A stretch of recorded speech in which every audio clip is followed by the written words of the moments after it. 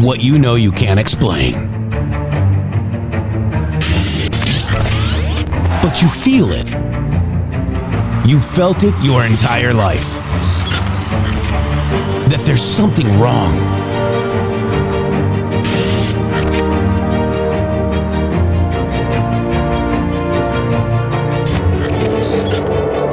You don't know what it is, but it's there.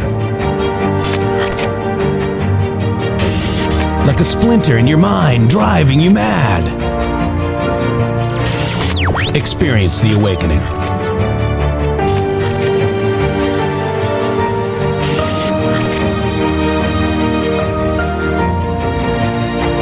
Brilliant anonymous researchers.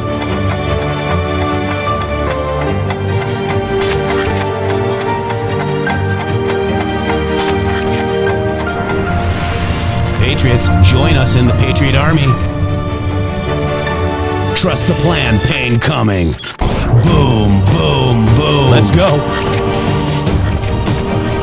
RedStateTalkRadio.com, Brighteon.tv, Rumble.com/MG Show.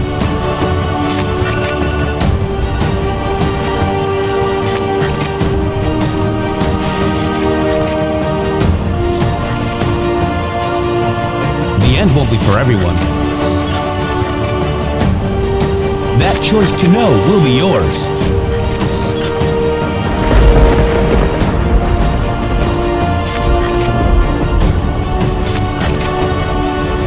Where we go one, we go all. Fight, fight, fight, and fight we will. We fight every day right here on the MG Show. Wow. Here we go, Shady. Come on.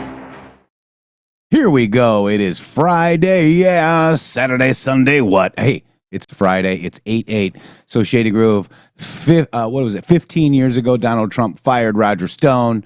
8/8, 4 years ago, was it 5 years ago? 10 years ago. 10, no, Mar-a-Lago was raided on 8/8. Yeah, 10 years ago was 15 when he fired Stone, right? 10. 10 years ago. Yep, 10 years ago, fired Roger Stone. How many years ago, Mar-a-Lago? I can't remember now. 3. And then 2 years ago, when General Kellogg he reposted on 8/7, and then Trump made a whole tweet saying, you got to read General Kellogg's book. Get it. It's called War by Other Means. Did you read it? Because Chapter 9 was our cover to go and dig further on a 3-star in general person. And I'll leave that up to you guys, whatever. But didn't they raid Roger Stone on 8/8 too? I can't remember the date of when he set up, because he controlled the Broward County Sheriff under Sheriff Israel. Did he get them to get that? Was that 8/8? I can't remember. But I don't think that was an 8/8 date, sir. Yeah, I don't know. Either way, it is Friday. Yeah, everybody, thank you so much for joining us here at the Matrix Groove Hour. Remember that one, Jeff? Oh my God! We're still we started this out as the Matrix Groove Hour a long time ago. It would never get finished. I was like, Shady, how are we going to do an hour? Remember sitting in the kitchen? I'm like, how are we going to do an hour? And we were like, that's a long time. And we could never actually get done in an hour. Yeah, and so, it was a struggle at first because we were new to this. I was new to this, it's Shady's fault that I'm here today. Thank you. It's my fault. Yeah, I don't know if that's a good thing or a bad thing. Not sure either, sir. But we're here with you guys. Want to thank Iron Eagle. Thank you so much for the donation. We appreciate you. Got a lot of great people in chat. Let's see. We got Trust 1961, Miss Me Audrey, Liberty Warriors out there. Scottish Annan, how are you doing today? Good afternoon, good evening, good night. I don't know what time it is for you. Joe Kalupa's out there. Love you. Pastor Shadowley. Wow, we got a lot of crap. Pastor Shadowley's bad, and you have him in your chat. I should sue you. We got a weird message. He's still going on about that. I saw that was in the email yesterday. Pastor Shadowley, you're still triggering this guy. I don't know what in the world you've done to this poor human being. Look, I don't care who watches my show, okay? And I love Pastor Shadowley. Is that bad? Sue me. Yeah, that's weird, man. I was just reading like that. I'm a little distracted because I'm reading this post from this person who's like a fan who's like texted and tagged us in it, talking about I mean, we were talking on the show yesterday about all these people and what they do to us, what they're trying to do to stop us, and the way that they're trying to run interference. And this is somebody that's been with us for a minute, trying to tell me here that we're lying, Jeff. That your family, you really have deep pockets, and if the show's not making anything, it's because you're keeping it all, and that they've reached out a number of times to try to offer us suggestions, which I don't even understand what's going on. So it's just interesting the way that the narrative seems to be always coming back around to suggest that, what it is that we're doing here is illegitimate somehow, whenever no one really has any insight on how exactly the two of us sitting here and talking to you every day is illegitimate.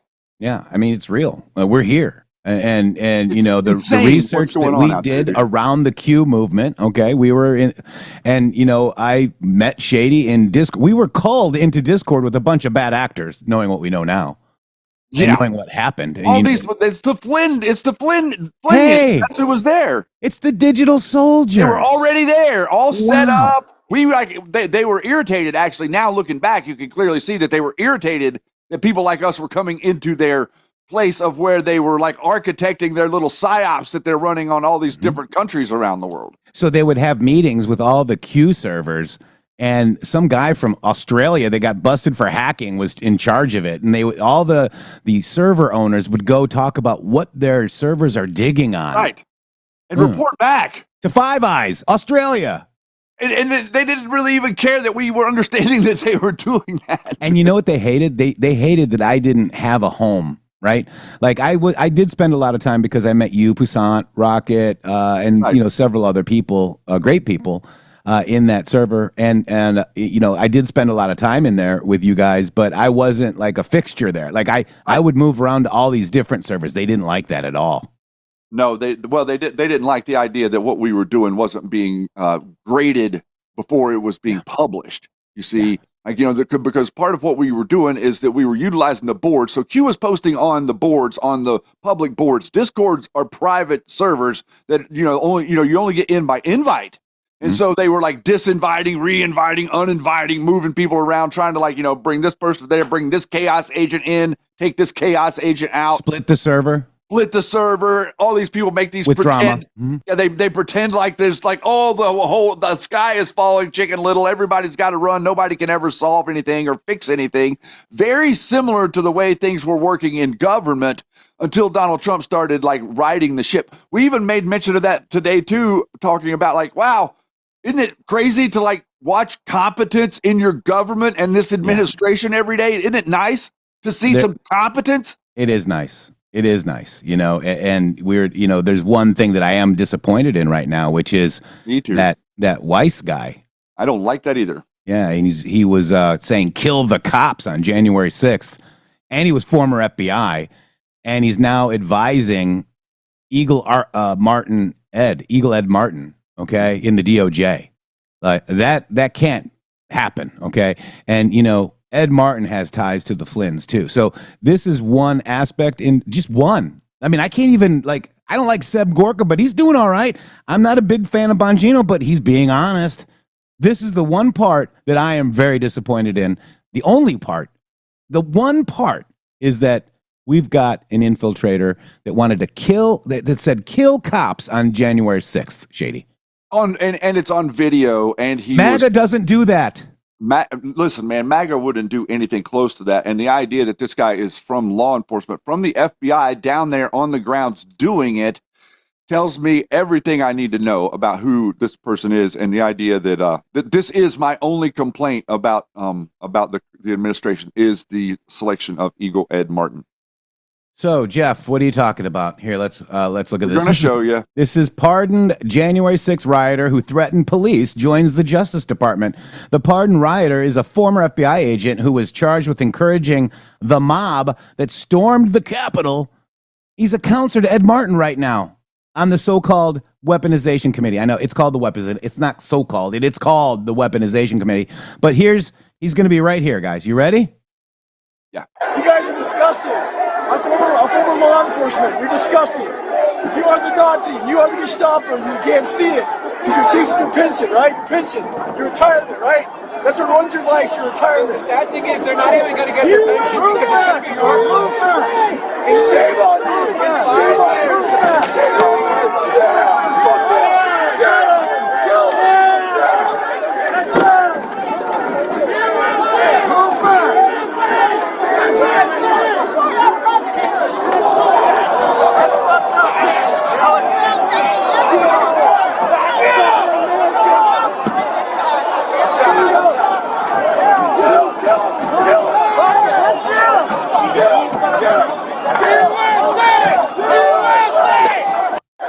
Now, there's a lot of people saying he didn't say kill him. He absolutely did. It's so clear in the headphones, Shady. Let's listen one more time. He said, kill him, get him, get him.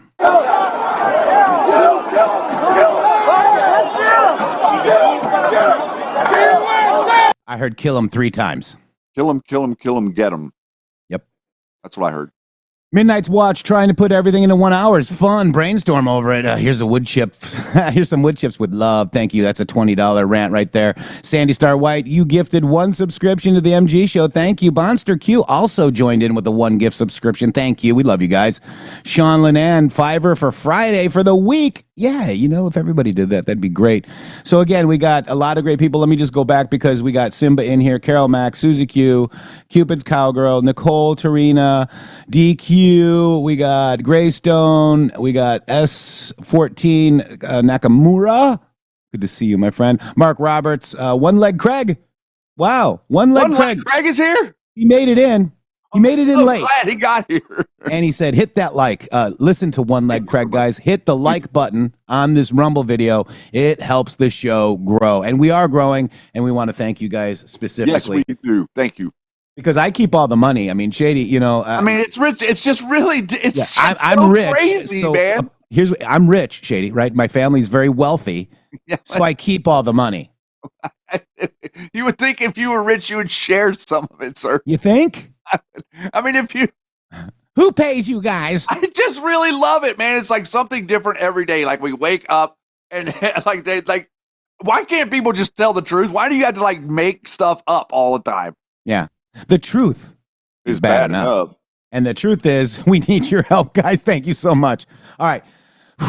So we're also going to that's one thing that, I've got more. I've actually got his DOJ, he was inside the Capitol as well. And we know that we have questions about Flynn, Stone, Oath Keepers, Proud Boys, FBI. We know this guy was former FBI. Kash Patel was quoted as saying, you're going to be shocked to find out who the FBI informants were, basically, Shady. So stay tuned. It's getting good. And we got a little bit more coming down, probably not too, sometime next week. I'd say that we're going to be digging into it, but it's very interesting that now we have a little bit broader of a scope of Colonel Earl Matthews' story and exactly what happened to him and how it wasn't just about them calling him a liar, but it was actually a little bit more than that. They went after him. They stopped him from getting promotions. They made it to where he wasn't making as much money because he went out and he spoke about all of these different things. So it's very interesting that Colonel Earl Matthews was only supported by the MG show whenever he was running and standing up for himself, whenever he was, and his testimony under oath. He actually went out there and testified under oath, but none of the other people within the movement, they all told us that Flynn was the hero and Earl Matthews was a liar. Yeah. Jingleheimer Schmidt says, smash that like. Are you guys going to cover Dildogate? Yeah, we just covered Flynn just before you got here. Yeah, we talk about Flynn every day. And don't forget about those Christmas trees, guys. Be careful. I'm just saying, man, it's a stern warning. Jules, I wake up to my boys. Thank you, Jules. Appreciate you. Scottish Anon, Fiverr for Shady, not for Jeff. Thank you. Oh my God. It's just mine. I'm putting an earmark on that right now, sir. Thank you. God bless you. It's already stolen. I already got it, Shady. No, dude, that's my bucket of balls for the week. I'm like the whammy. No whammies. Stop. No whammy, no whammy, no whammy, no whammy, no whammy. Oh, it's a whammy. Oh, wait. I got your money, Shady. G Brothers, wood chips. Yeah, thank you so much. In fact, there's a deficit. We need your help, guys. There's a deficit. We don't make what you guys think we make. And thank you. But I'm honored that they really are worried about our show, Shady, and what we make. And remember, PAY tree. It was basically General Flynn and the InfoWars Network. Yes, Alex Jones, all the Roger Stone. I mean, he usurped every influencer out there. I mean, we've got the map of it from Clay Clark. We were not on the list. Nope. Isn't that interesting? No, we're not on a bunch of those lists, actually. We're not on the other list either. The whole wellness company thing. We're not on that list. We're not funded by any of this stuff. Yeah. We get like $40 a month from MyPillow. Woo! So go to MyPillow, go to mypillow.com, use that code MG show. and 800-873-0478. Is that It's actually kind of refreshing. I'm going to be honest with you. It's I kind of haven't refreshing. said that in a long time. I know. It's kind of refreshing and you remembered it too. That was pretty good. It's to not have I don't know, to not have the advertisements. I mean, we're sort of engineering something here that doesn't exist if this works. I mean, we're not sure it's going to work. But reality is we're trying to engineer something where you support us without us having to like be in an environment that's completely behind a paywall. The next step is for us to go to be like a subscription-based show where we're not public anywhere. We're not live on Facebook. My apologies. We are going live now. Blame Yeti real quick. No, that was me. I thought I hit it. No, but just blame him. It's fine. Yeti. It's Friday. Thank you. Yeti. There you go. Yeah. Bonster, we got it live just now for you. Thank you for letting me know. I must have clicked the gong is now the gong went early. The gong went 20. And we'll see you guys next week. Thank you very much. So shiny. So shiny. Thank you. Thank you. All right. So let's get into this because, you know, we are going to war with the cartels. $50 million reward on Maduro from the president of Venezuela. I heard that could be doubling and could be more as well. But we want Maduro now for Tren de Agua, the drug cartels, all of that. Now we've got Kristi Noem. Shady, should I play the video of the "We're going to war"? I'm sure. I think because you should. Also, we're getting closer to the 51st state, guys. Non-51st state, I should say. Is that a better way to say it? How do you say it? I think that might. I mean, you know, you federalizing DC. You do you, sir. I want to federalize DC, guys. Me too. That's what I want to do.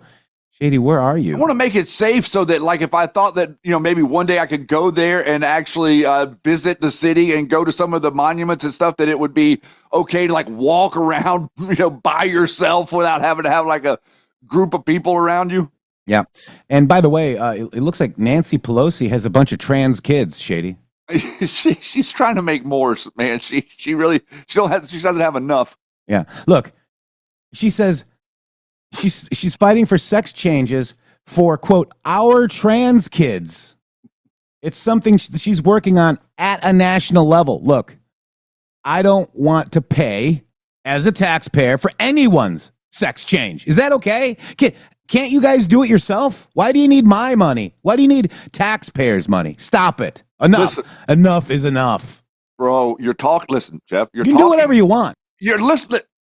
Man, you're talking about the person she beats everybody in the market.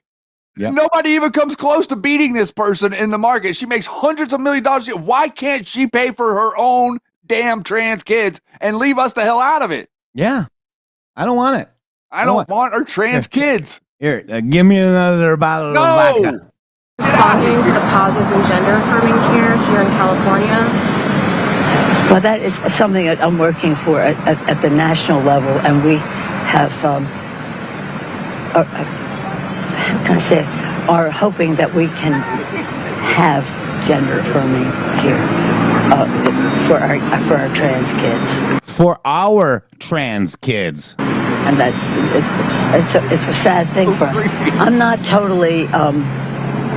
I don't know what effect we can have nationally with what we have going on in the White House and in the Congress.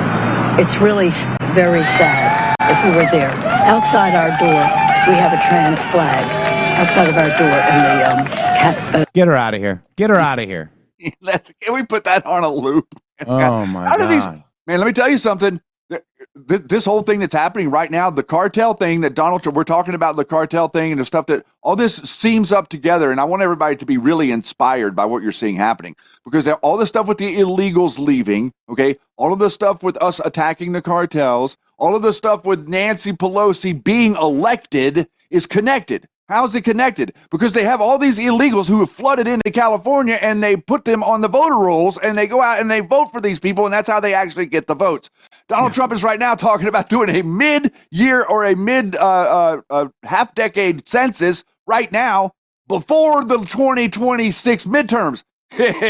Yeah. Can people like Pelosi and what's her name, AOC, can these people still win elections in an environment where illegals aren't being allowed to vote? That's a No. great question. I don't think they can, man. This 2026 primary that's coming up, or elections that are coming up, you're going to see that our midterms are safe. Okay, because this, I think, is going to be the Q proof, because we're going to get rid of all these freaking illegals, get them off the voter rolls. It's done, over, kaput. We did our job. Will you do yours?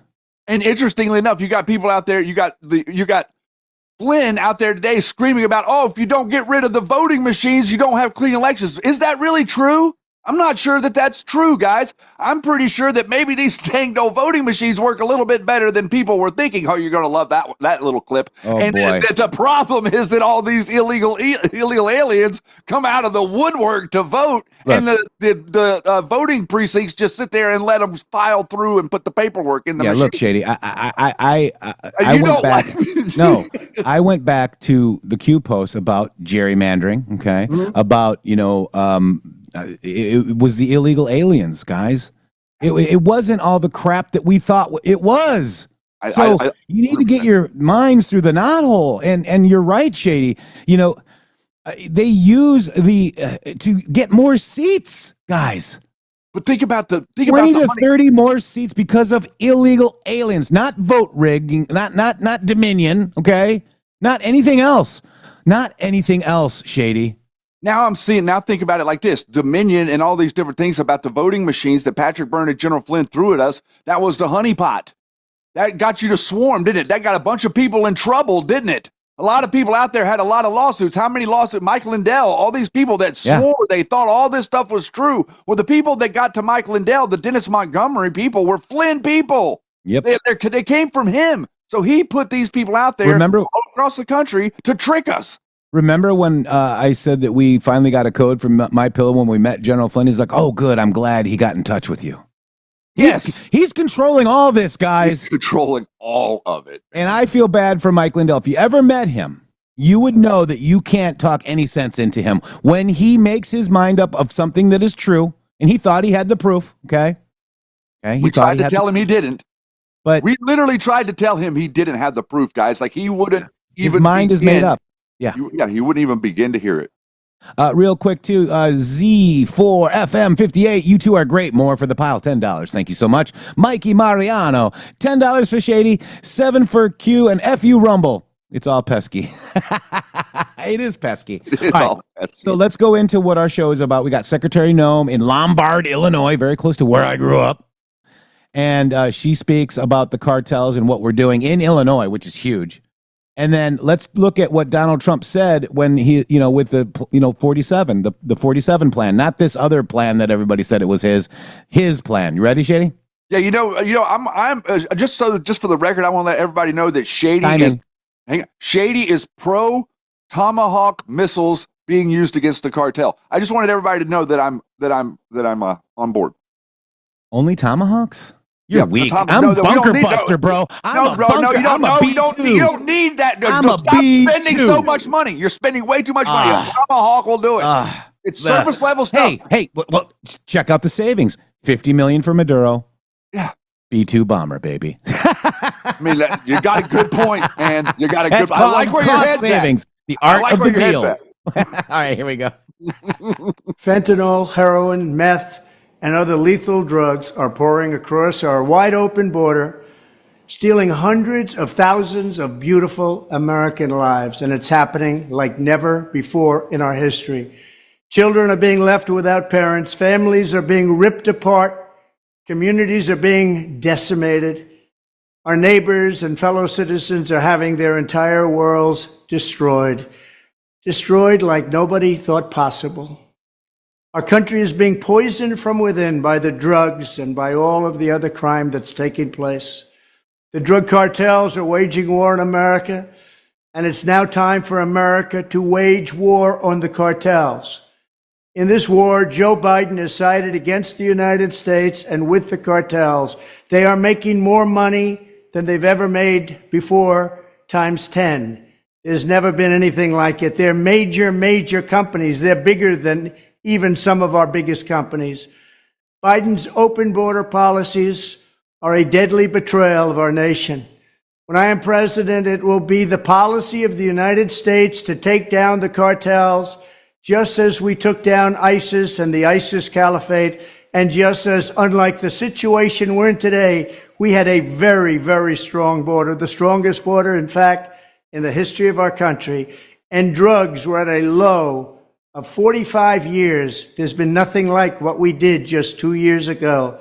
We will show no mercy on the cartels. Every day, drug traffickers are using the waters of our region to ship their lethal poisons to America, killing so many of our people and ruining families. In addition to restoring strong border security, I will deploy all necessary military assets, including the U.S. Navy, to impose the full naval embargo on the cartels. I did that before, and it worked. What we did was incredible. We will guarantee that the waters of the Western Hemisphere are not used to traffic illicit drugs to our country. Furthermore, I will order the Department of Defense to make appropriate use of special forces, cyber warfare, and other overt and covert actions to inflict maximum damage on cartel leadership, infrastructure, and operations. I will designate the major cartels as foreign terrorist organizations. We will sever their access to global financial systems. I will also work to forge an unprecedented partnership with neighboring governments in our region, just like I did in Mexico. And remember, in Mexico alone, an estimated 100,000 civilians have been tragically murdered or gone missing at the hands of these cartels. The Mexican government, run by a very fine man, the president, is really working hard, but it's not working out. These cartels are vicious and they're violent, and they have Mexico for now stymied. Well, we have to help Mexico, and we have to stymie the cartels. Either we will get the full cooperation of other governments to stop this menace, or we will expose every bribe, every kickback, every payoff, and every bit of corruption that is allowing the cartels to preserve their brutal reign. And it is indeed brutal. Ooh. Finally, as I have said before, I will ask Congress to pass legislation ensuring that drug smugglers and human traffickers receive the death penalty. The drug cartels and their allies in the Biden administration have the blood of countless millions on their hands. Millions and millions of families and people are being destroyed.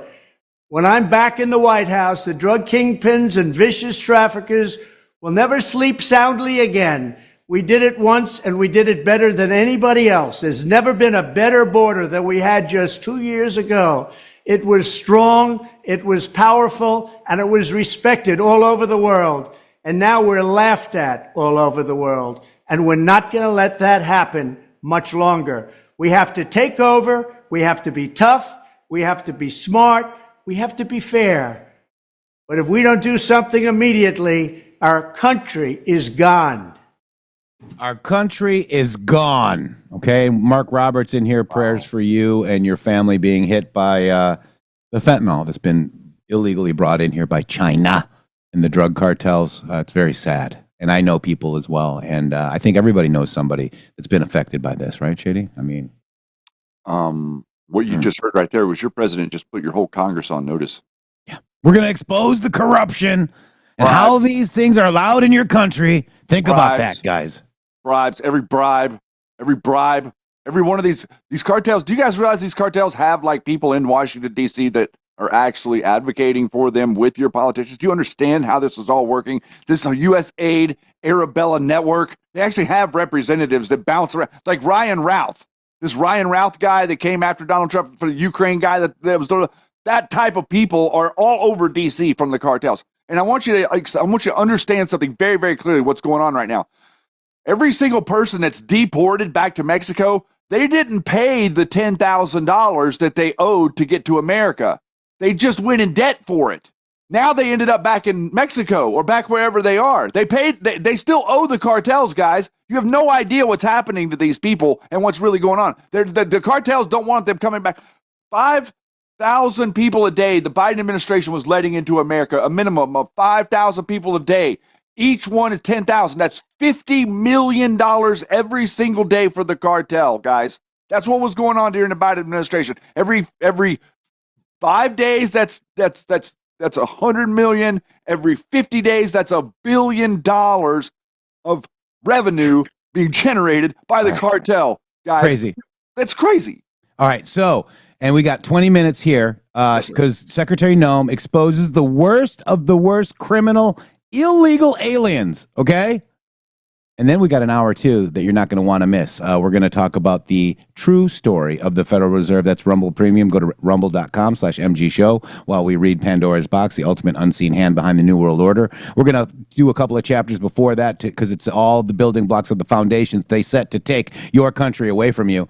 And it's going to be good. So join Rumble Premium, guys. You're not going to want to miss this one. And Shady, we're going to go right to Secretary Noem, Shady. Man, so excited to see competence. Isn't it great? It's amazing, dude. It is the best time to be alive, Stephen. It really is. Where's Kristi? I thought there. Here we go. Here they come. Here they come. Look at that. They're in Lombard, Illinois, guys. She's deep behind enemy lines. Good morning, everybody. I'm Kristi Noem, the United States Secretary of Homeland Security. And it's been about 7 months now since President Trump and his administration have been working to make America safe again. As you know, the Department of Homeland Security is tasked with making sure that we have a secure border, which we have overwhelmingly been successful with by President Trump's direction, at making sure we're enforcing our laws in this country, that the rule of law matters and that it applies equally to everybody. We have had for 3 months in a row 0 illegal aliens entering the United States, which is the first time in this nation's history that we've seen that kind of security at our nation's border. Also, we've been working on getting dangerous criminal illegal aliens out of our country. Murderers, rapists, drug traffickers, human traffickers, going out, arresting them, and removing them from our communities so that our families can be safe again at night. Our top priorities have been these 2 items: securing our borders and arresting dangerous criminals and removing them from our cities and our towns and our states across the country from coast to coast. Since President Trump has taken office, we have arrested hundreds of thousands of these illegal criminals. I'm here today because the elected leaders in this state of Illinois are ignoring the law. In fact, they're being obstructionists when it comes to getting dangerous criminals off of their streets.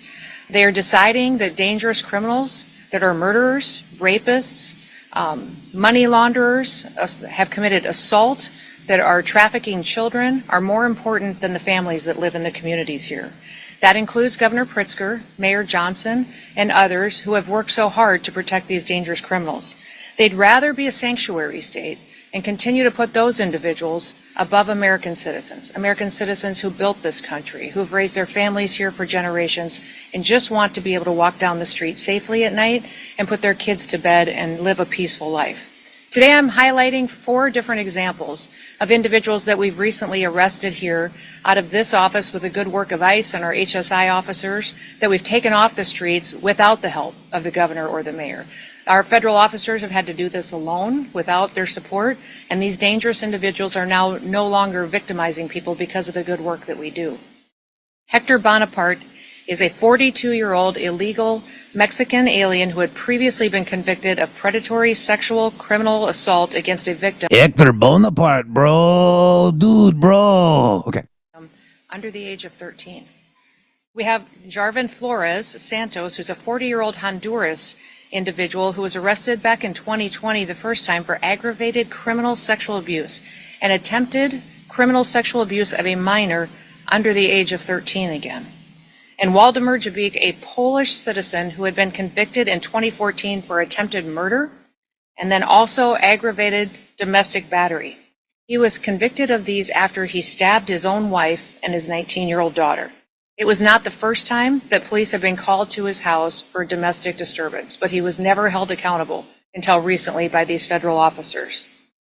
Don Gay Silas, a 33-year-old illegal alien from Micronesia, has had 3 DUI convictions, and as well as convictions of criminal mischief, of wanton endangerment, and driving without a license. These individuals would still be out on our streets today, committing crimes and attacking people and harming them and hurting our children if Governor Pritzker and Mayor Johnson had their way, because their choice has been routinely over and over and over again to release these criminals back on the streets. The debate over so-called sanctuary policies has real consequences. It has consequences for our law enforcement officers, but also for the families that live here and the businesses that are just trying to provide for their community. Governor Pritzker and Mayor Johnson are answering that question every single day of who should be our priority, who should be our responsibility, and over again, they're choosing criminals. In just the last 7 months, ICE has issued over 1,664 detainers in Chicago alone. 1,664 detainers we have lodged against violent criminals, and that is a 106% increase over what was issued during the Biden administration. Unfortunately, Chicago and its leadership has only honored 8% of those. That means every other person, when they're released from paying for the consequences of their crimes, back onto our streets without any notification to individuals or to the families that have been victimized by them. By getting those 8% at least off of the street, the brave men and women of ICE are saving American lives. Yesterday, we announced that now our ICE officers are facing a 1,000% increase in assaults against them. And you read about the stories and hear what's happening from coast to coast every day in our national media and in our press. But it's in large part due to the pro-sanctuary state and cities policies and the language of elected bureaucrats and politicians that are reckless with their lives and endangering their families. Every public official should talk about and work to protect people, to keep them safe and American people's lives safe. I want you to look at the contraband that's in front of me. We have 20 kilograms of fentanyl that's in front of me on this table. That's enough to kill 10 million people. And here out of this office, this was interdicted just days ago here in Illinois. And because these federal officers have been out on the streets picking up criminals and dangerous individuals, we were able to take this 20 kilograms of fentanyl off the streets and save over 10 million lives. They're also keeping these weapons out of the hands of criminals that would use it to rob and assault and to murder individuals in these communities.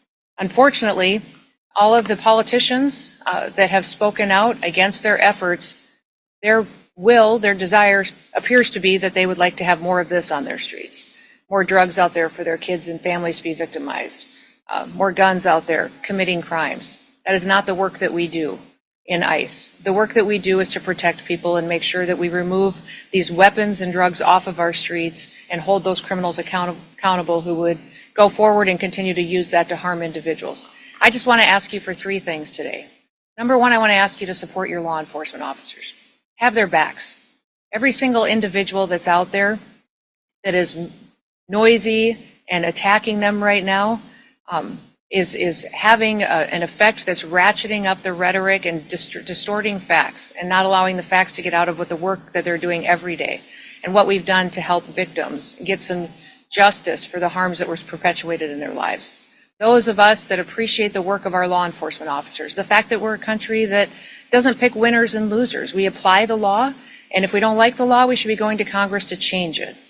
But that is what these law enforcement officers do, is they continue to uphold the law and make sure it applies equally to everybody. Second thing I'd like to ask you to do is stop putting criminals first. Stop making them the number 1 priority. They are perpetuating harm on American citizens, and they need to be held accountable for it. And number 3, I would ask that you think about the family members around you, the people you've spent your time with, the American citizens that live next door to you in your community.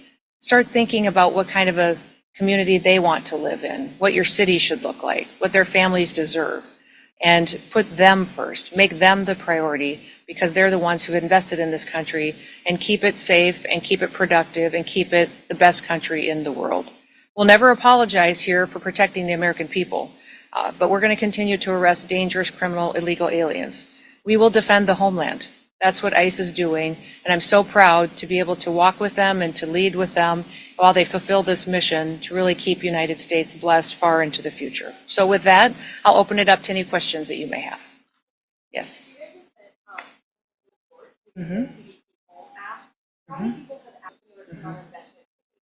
Well, actually, the 20 million campaign was to send a message to people that if they were here in this country illegally, that they should go home on their own. If they wait until we arrest them and we have to remove them, they'll never get the chance to come back to the United States. So it wasn't just on the app, it was also encourage them to voluntarily go home.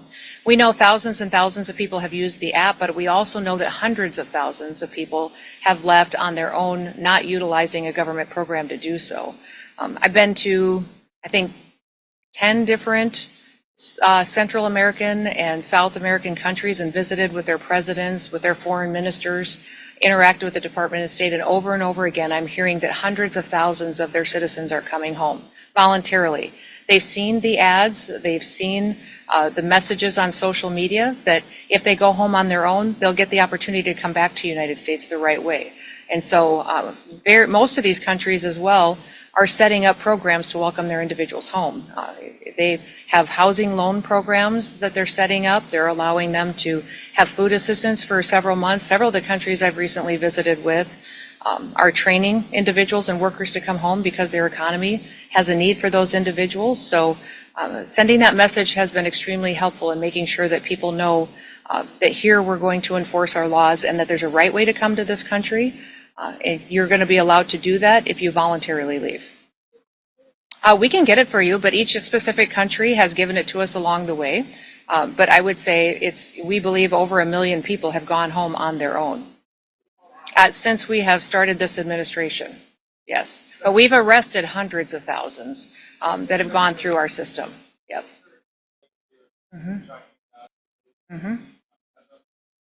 That's not true. Charges and convictions, over 70% of them have pending charges against them or criminal convictions. The others all have final removal orders, which means they're eligible to go back home. How about stop protecting criminals? Huh? Shady, you're muted. How about stop protecting criminals, Shady? She just asked you to stop protecting criminals, and then he asked the question about how can I help protect criminals? Yeah. You can't make this shit up, can you? It's getting a little frustrating. What does the word illegal mean? Do we understand what that word means yet, America? It means you broke the law. Okay, so if you get caught, I saw a question, it was funny, and I'm not picking on you, I just thought it was funny. So is driving without a license a criminal act? If you're in the country illegally, it is. I mean, my God, stupid mother duckers. Lord. Job said duckers. What's up, Script? Good to see you, brother. And yeah, we're going to go back to Kristi Noem. Here we go. Wow. Nobody's getting swept up. Oh, real quick, and thank you, Whips and Spur, for the donation of 5 subscriptions. We need these people clothed in here. Oh, wow, Zamata. Hey, man, what's up? Remember Tom Holman schooling AOC on that one? I haven't seen Wowza Damata in a long time. Good to see you. And you're naked, by the way. And that means you need a red castle. We'll see you guys. We're running targeted enforcement operations across the country. And using our case files and our information to know who is a criminal in this country that needs to be removed and who has a final removal order. Nothing's changed. Huh? What's wrong with our targeting? They're not following the law if they're here illegally.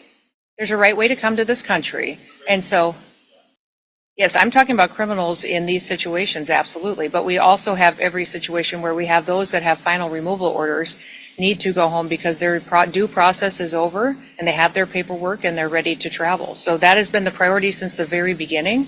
Nothing has changed. And over 70% of these individuals that we have gone out and arrested and removed from the country have had those pending charges and criminal convictions against them. That has always been the goal of the president. Yes. So we can't target people that fit the description of people that came here illegally? I mean, no, how stupid is that? That's called profiling. I'll profile them. Let's profile them. Get them the hell out of here. Bro, you done profiled. That's illegal. Why don't they just say, we're really pissed off that you're deporting our voters? Why don't they just say that? It would just be so much more honest. Then we could have some tea and talk about things and be real. Crumpets. Crumpets. Eclair. You can eat at Del Taco or something like that. Oh, God. Here we go. I think that was racist. Wait. Isn't that a Taco Bell? Isn't that where they pay the... No, stop. Okay, Christmas trees. Pine trees. I'm never going to live that one down. ICE is always wearing something that identifies them, who they are, and what operation they're out on. I would say that they wear masks at times to protect their identities from dangerous situations. The leadership teams, we leave that up to them to discern what's necessary in certain situations. And with the rise in violence that we continue to see against these officers, with that 1,000% increase, it's making sure that they are safe while they do this job and that they get home to their families at night too is incredibly important. Yes, I would like to see that because they have identification, they have gone into situations, and when they have been out looking for these dangerous criminals and have been verbally identifying themselves, and if there is a mask required, it's for their safety because of the situation that they're encountering. Okay, so why do they suddenly care about masks, Shady? They wore masks all throughout the summer of violence, or excuse me, peaceful protests. I wish she would just say, think about the beauty of this if she would say, because they're protecting themselves from COVID. Yeah, just say that. That's all you have to say. They're protecting themselves because the illegals have COVID. That's it. Yeah. But then what's the liberal mind going to say then? Because they weren't vaccinated by Biden's mandatory vaccine, we are gonna. I literally drove down the street and saw 3 people wearing a mask yesterday, man. This stuff is still going on. Yeah, it's stupid. It's stupid. Oh, it's hilarious how it's all a matter of what they can say. Gotcha journalism. Back to Kristi Noem. There's no G. Oh. I'm Gary Gnu with the Gnu's Shady Grove, and we're watching Kristi Noem. Yeah, the response has been overwhelming. Part of the big, beautiful bill that President Trump advocated for allocated to us the resources to hire 10,000 new ICE officers. We have had that open for less than a week, and we have over 80,000 applicants for those jobs. So they're from all over the country. Some of them are retired ICE officers that want to come back now that they're going to be allowed to do their jobs, some retired CBP or other federal officers. And then we also have a huge amount of interest of people who just want to have their backs and work alongside them. So what we're doing then is to get them trained up as soon as possible. We'll be training them through our federal academy, but we're also going to stand up some pilot areas of where people can home, have signed up and have offers from the federal government. We may do a training right here closer to home so they're not away from their families for so long. So that's being worked out as we see where the final offers are coming from.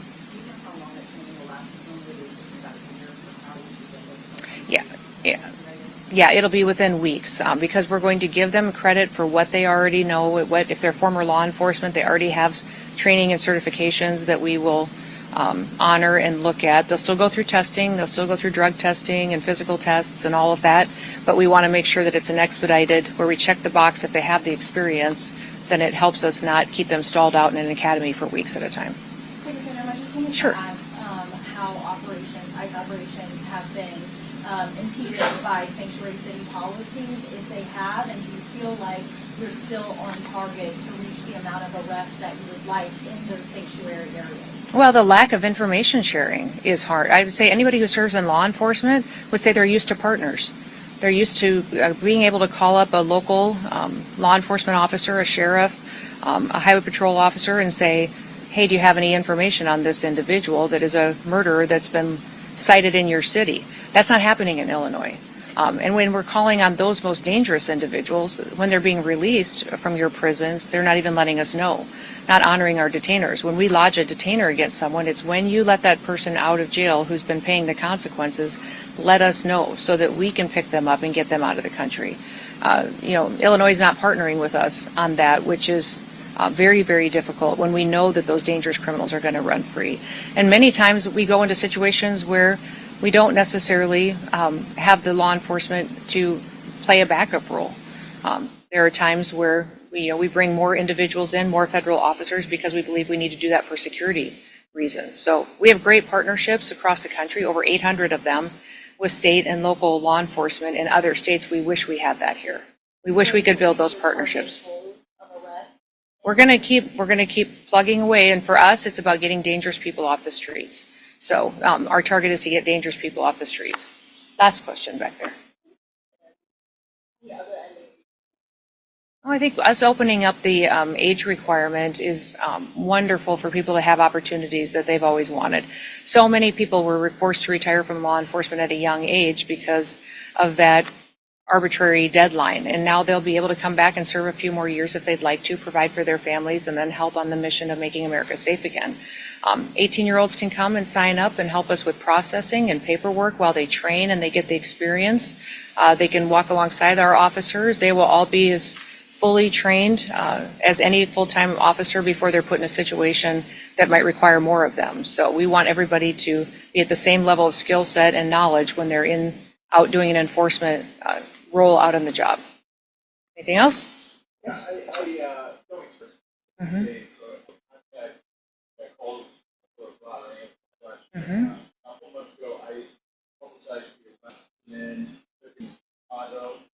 I agree that you named them and I got a lot of coverage. However, they have still not been charged in that match. My question is whether it's in prison in El Salvador or here in Chicago of a mass shooting, is it responsible for ICE to publicly accuse people of violent crime before they have been charged? Well, we follow cases and prosecute cases and turn them over for prosecution just like any other law enforcement agency does. So when we sweep up somebody who's committed an act of violence like that and turn it over, that is public information that is out there. And people need to know who is perpetuating these crimes. And we continue building cases then on who they're affiliated with. Is there further dangers? Our investigators are some of the best in the country that are out there making sure that not only is that person now incarcerated, but who were they affiliated with that could be another danger that we need to continue to look at. So even if they haven't been charged? I would say we follow the exact same process every federal agency does. I mean, it's just stupid media questions. They're illegal. They're illegal. They're illegal. Stop it. And Shady, in 2 minutes, we're going to go to premium content. You're going to see a little note saying, hey, do you want to join premium? Because we're now going premium. Yeti, you're going to be able to stop the Facebook feed as we go to premium, correct? Yeah. And perfect. Thank you. So I don't have to do it. And I appreciate that. So guys, we're going to go to Rumble Premium. You need to get Rumble Premium. We're going to talk about the true story of the Federal Reserve. We're going to talk about antitrust, how it all started, how they got it to be, and the railroads, guys, and the pay sewers. Q Post 1970. Hey, Q, does P equal pay sewer? When are we going to see the pain? Where we go one, we go all. And it looks like 2025 is the year of the boomerang, Shady Groove, and here we go. It absolutely does. Thank you all so much for being here this week. Thank you for another great week. God bless our wonderful president. God bless America. Thank you for joining Rumble Premium. We are headed over there really soon. Yes, like in 10 seconds. So we're going to do the countdown. Get Rumble Premium in 5, 4, 3, 2, 1, go.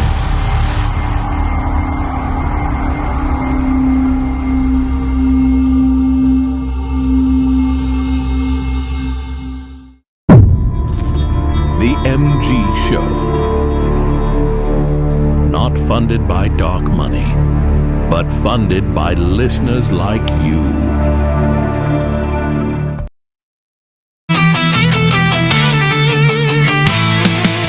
How did Soros replace family? Who's pulling the strings in the dark? Trace the bloodline secrets they hide, tearing the world apart. World War II, a stage for the game.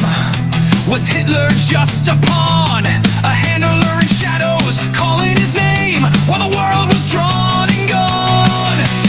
What was the purpose, the real one unseen, behind the smoke and the fire? Soros was young, but the wheels kept turning, building a global empire. Since the fall of the Reich, the players remain. Merkel rises, who is she? Follow her bloodline, dig through the pain. Truth's buried in history. Bloodlines and shadows controlling the game. Titanic sank, but who's to blame? The Fed pulls strings, the narrative's tight. The truth's too heavy, it burns in the night. Sheep follow blindly, the story's a lie. Unravel the secrets before we all die. Titanic Why is it still relevant now? Who died on that ship? Who made the list? Who escaped? And how? The elite got lifeboats, the rest left to drown. Class was the key to survive.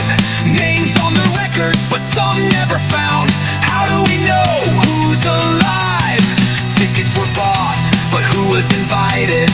Less than 10 held the key. The Fed was born, a beast in the night, controlling the world's money. Who runs the Fed? Who signed its birth? Shadows behind the throne. Hollywood spins, Titanic is love, but the truth cuts to the bone. Bloodlines and shadows controlling the game. Titanic sank, but who's to blame? The Fed pulls strings, the narrative's tight. The truth's too heavy, it burns in the night. Sheep follow blindly, the story's a lie. Unravel the secrets before we all die.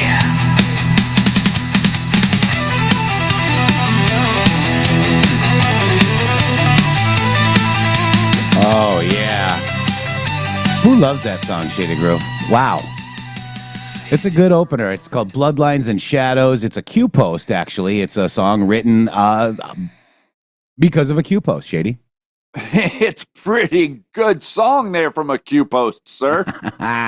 Gotta love it. So right now you've got President Trump talking about tariffs.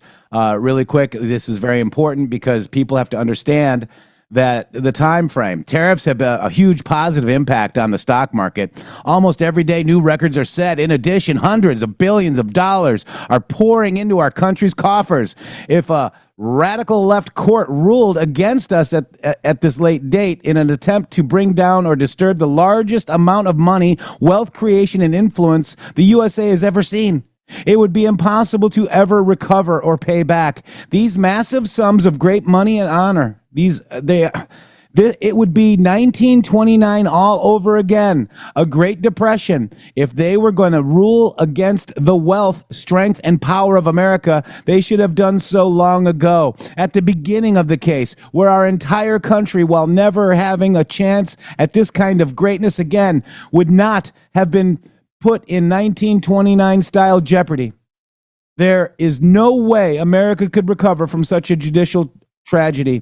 But I know our court system better than anyone. There is no one in history that has gone through these trials, tribulations, and uncertainties such as I. And absolutely terrible, but also amazingly beautiful. Things cannot happen to these things cannot happen. Can happen. Excuse me. But also amazingly beautiful things can happen. Our country deserves success and greatness, not turmoil, failure, disgrace. God bless America, Shady Groove. Wow. It's like, it's so much what I signed up for. It's so much what it is that, like, somebody made a comment the other day about William Cooper that Bill Cooper wouldn't support Trump. Like trying to make the argument that, and it's like, and I sat there and I was like, I took it seriously for a minute. I'm like, let me think about this. Would he honestly, or would he honestly not? And whenever I came to my conclusion at the end of the day was that Bill Cooper would have been almost exactly like I was. Bill Cooper would have not believed a word that Donald Trump said before he was elected into office. And then after he was elected into office, he would have witnessed exactly what we witnessed, even take out Q in particular, just to like run the scenario to see where we are now a decade later, man. And there's no way anybody with a sane heart and a right mind could possibly sit here and say that what we're reading here isn't epic. What we're reading here isn't riding the ship. What we're reading here isn't the reality of taking the democracy that we've all been fighting and bringing it back and having a republic and eliminating the democracy, which is effectively like a parasite in the system. Like it's a barnacle attached to us. Yeah. You would like to thank Rambler, $100 on Give, Send, Go. Wow, I didn't see that. Thank you so much, Rambler. I appreciate that. GiveSendGo.com/helpMG show. Thank you so much. Yeti, I just saw that message. Thank you for that. But let's go ahead and get into it, Shady, because I want to get through the true story of the Federal Reserve, but we got a couple things that we've got to, build up to that, if you will. Yeah, we have. Well, this is all the architecture, and effectively, what the Paysor foundation, right? Yeah. What the Paysor family represents isn't a surname, like you understand a surname. What they represent is the system. Okay, the system, effectively, the Federal Reserve system that taxes you on your money. That system is effectively the Paysor con, right? Yeah. And so the con is extensive, and it goes into all the Fortune 500 companies. I don't think that there's a Fortune 500 company that's unaffected by this family. That's why it's so pervasive. So what we're really chasing down isn't necessarily this family to go and arrest them. What we're chasing down is to get rid of their ability to control our economy and our financial future. Instead, we want to go to the golden age. They want to take us somewhere else. I don't know where it is, Jeff, but it sure as hell wasn't the golden age that the Federal Reserve was taking us. That's right. That's right. It was not the golden age. In fact, they're trying to take it away from us, guys. Right now. Yeah. Right now. And they're still doing it today. They won't lower the rate. This war is a war. This is the I won't lower the rate is the war against the tariffs, guys. Against the greatness of this country. Then they've got the judiciary, okay, that is all liberal and stupid. And I posted underneath Trump's post on True Social about, how to explain tariffs for the brain dead. And remember we talked about it recently, but Shady talked about it Q Lounge Live Days, 2019 and 2020. We've been talking about tariffs for a long time on the show. And then it becomes Donald Trump's favorite word, not devolution. Nope. Tariffs. Nope. That is the literal, we would have a great country if every kid was taught in third grade to love the word tariffs. I'm serious. I know you think that's crazy, but if they were taught at a young age to understand the insignificance, if it were a tax, we would call it a tax. It's not a tax. It's a tariff. It's a completely different thing. A tax is levied against you. A tariff is levied against a foreign company. Oh, but Jeff, the duties are collected at the port in America, so it's effectively the Americans paying the tariff. That's the argument that these idiots make. No, it's the person that put the stuff on the ship and sent it here that has to pay the tariff once it gets here into America at the port. And it was funny too. I was watching regular news, like our local news affiliate, and they're saying, "Oh, the markets are down 223 points because of tariffs." I mean, have a point. Stop it. I have a point. Actually, the pressure on the market is actually the rate. If the rate that Powell is holding high, that's the only pressure on this market, guys. Like, people don't understand economics; they have no idea what it means. Yeah. If he were to lower that rate, the stock market would probably go up 5,000 points in like 20 minutes. It's crazy what he's doing to slow down growth. And Jeff talked about this a number of times. Whenever he mentioned speed and a couple of other words that Q talked about, it's about financial war against you. It has nothing to do with trans kids. It has nothing to do with all these social circumstances. It has to do with stealing your money. Yeah. It's so crazy. And, so we're going to talk about the dominated control of money and credit, okay? This is the report from the Peugeot Committee. We touched on the Peugeot Committee, who they are. They were a committee that wanted to, they were like worried about bankers and stuff taking more control because it went from local to global. And they were like, oh, and it was 1913, the same year the Federal Reserve was created, and it's in the 63rd Congress, and it's House Report number 1593, Chapter 3. So, Shady, let's get into it. The dominated control of money and credit from the Peugeot Committee. This sets up the structure, and then we're going to talk about, do you trust Google? Do you trust Facebook? Antitrust, okay? So if you don't trust those people, what's the opposite of trust? Antitrust. And that's how I found the Q giving us the hat tip to the antitrust dig, okay? And that was my Paysor dig number 2, the antitrust dig, Shady Group. Because, you look at that and then you find Q's gavel on the Q board. Remember, he had his private board. The first picture he posted was Q's gavel. That gavel went to an article in 2009, May of 2009, talking all about trusts and antitrusts, Shady. Which is exactly connected to what it is that the tariff can take apart. The tariff can take apart the trust because the trust is the Fed. Yeah. All right, Shady Grove, you want to start us off? The dominated control of money and credit report of the Peugeot Committee, 1913 U.S. 62nd Third Session House Report of 1593, Chapter 3 from Private Records. Here we go, ladies and gentlemen. Thank you so much, everybody, for signing up and joining us here on Friday for our premium content. We do this every Friday. If you are a new subscriber here for the content we have been reading in this book for almost 3 months now, you are a premium member. You can go back to the Friday shows and catch every single episode of this leading up to right now. The control of the railroads and the money, including credit for individuals and for companies, is at best addressed by the United States of America in its attempt to gaze into the inner group, which is now being handed to you as a result of the murder threats by the presently corrupted inner group, hereinafter referred to as white-collar crimes. To which is stipulated that this letter and the IRS from 211 reports are in continuation of the matters then addressed by the 62nd Congress Third Session, December 2nd, 1912 through May 4th of 1913, and contained in volume F, March 4th, 1913, and contained in volume F, designated as Private Mouse Reports, House Calendar 4242. You know, real quick, so I pick up things, right? Mm-hmm. Rats. Mm-hmm. Okay, Q posted about rats. Could this be the Private Mouse Reports, Shady Groove? That's interesting. That is interesting. Mm-hmm. Rats in D.C.? Private Mouse Reports. Yeah, I mean, this whole thing right here is pretty interesting. And, you know, also, whenever I hear inner group, I hear middleman. I don't know why. Yeah, I hear middleman. I hear silent, what is war. it? Silent weapons. Silent quiet weapons war. for quiet weapons for silent war or whatever. And then how did President Trump call it? The invisible enemy. The invisible enemy. Yep. And Q even said the invisible enemy.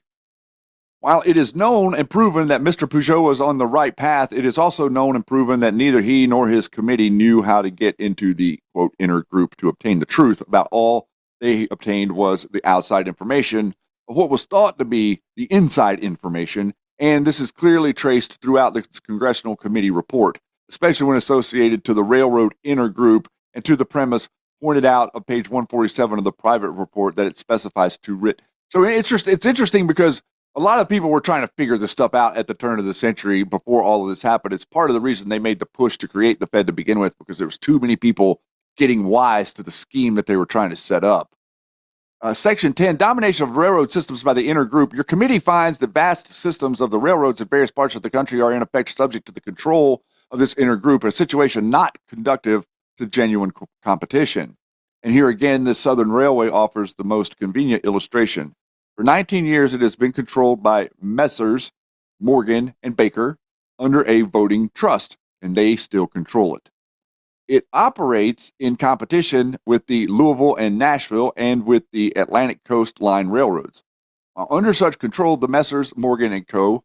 purchased the Louisville and Nashville and turned it over to the Atlantic Coast Line, thus strengthening the latter against the competitor for whose stockholders the Messrs. Morgan and Baker were acting as trustees and whose properties were in their hands. During the same time, while the Messrs. Morgan and Company and had been financing the requirements of the Southern Railway, they've also been financing those of its competitor. We heard that before. You always see this. This is the dynamic you will see from these families around the world 100% of the time. They control both sides of the conflict. Therefore, you never, ever lose. Your committee is of the opinion that such affiliations as are here shown to exist with competing enterprises are not wholesome, that they do not promote competition, but on contrary tend as a cover and conduit for secret arrangements and understandings in restrictions of competitions through the agencies of the banking house thus situated. The reason this stuff is so important, everyone, it's because this is the way they really operate. This is the reason that we're talking so clearly about the cooperation with the inner core of these folks relevant to things like Flynn and Comey, because this is how they operate. And I wanted to point out the Southern Railway. Okay, guys, this is the Southern Railway on Wikipedia. And I believe this is the only time Payseur is listed in here. So let's do a control F, P-A-Y. No, I thought it was on this page. Let me just see. What might not have been Southern Railway. I think it was a different railway, but I understand what I remember. LLC. Maybe it was the L and C. But what I'm trying to show you, and the Southern Railway just merged again. Like, this is big news, right? I mean, this is. I think so. Yeah, Norfolk Southern. There it is. 1980. So they all merge, okay? And they all are like one company. So I think, there's a reason why we're seeing the merger between the big railroads. Shady. I didn't mean to interrupt, but I just saw Southern Railway in there, and I just wanted to, just give people a quick refresher. Got it. In Section 11, railway reorganization. And again, Q mentioned this exact type of thing, talking about over time, companies reduce. Wealth is consolidated. Once all the wealth is consolidated with all the people at the higher ups, is there any wealth left for anybody else?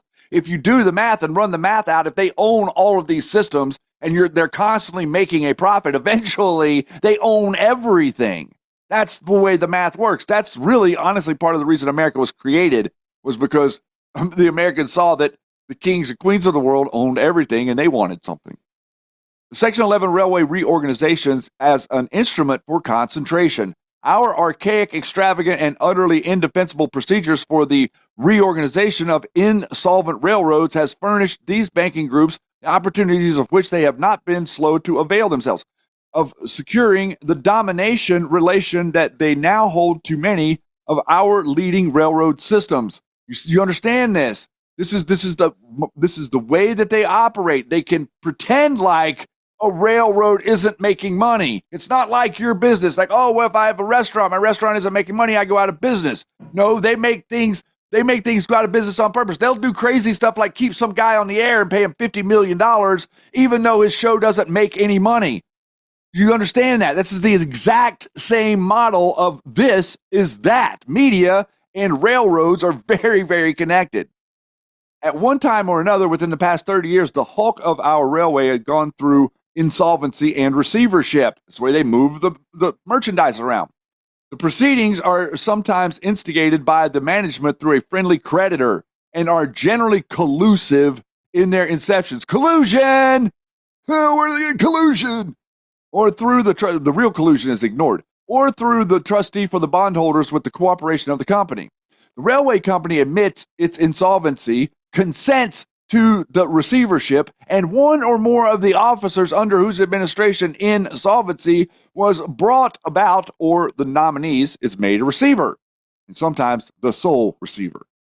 Neither creditors nor stockholders, who are the party related interested, are notified or have an opportunity to even be heard either in the question of insolvency or the personnel of the receivers. In other words, you're not consulted. The people that you're not on the inner group.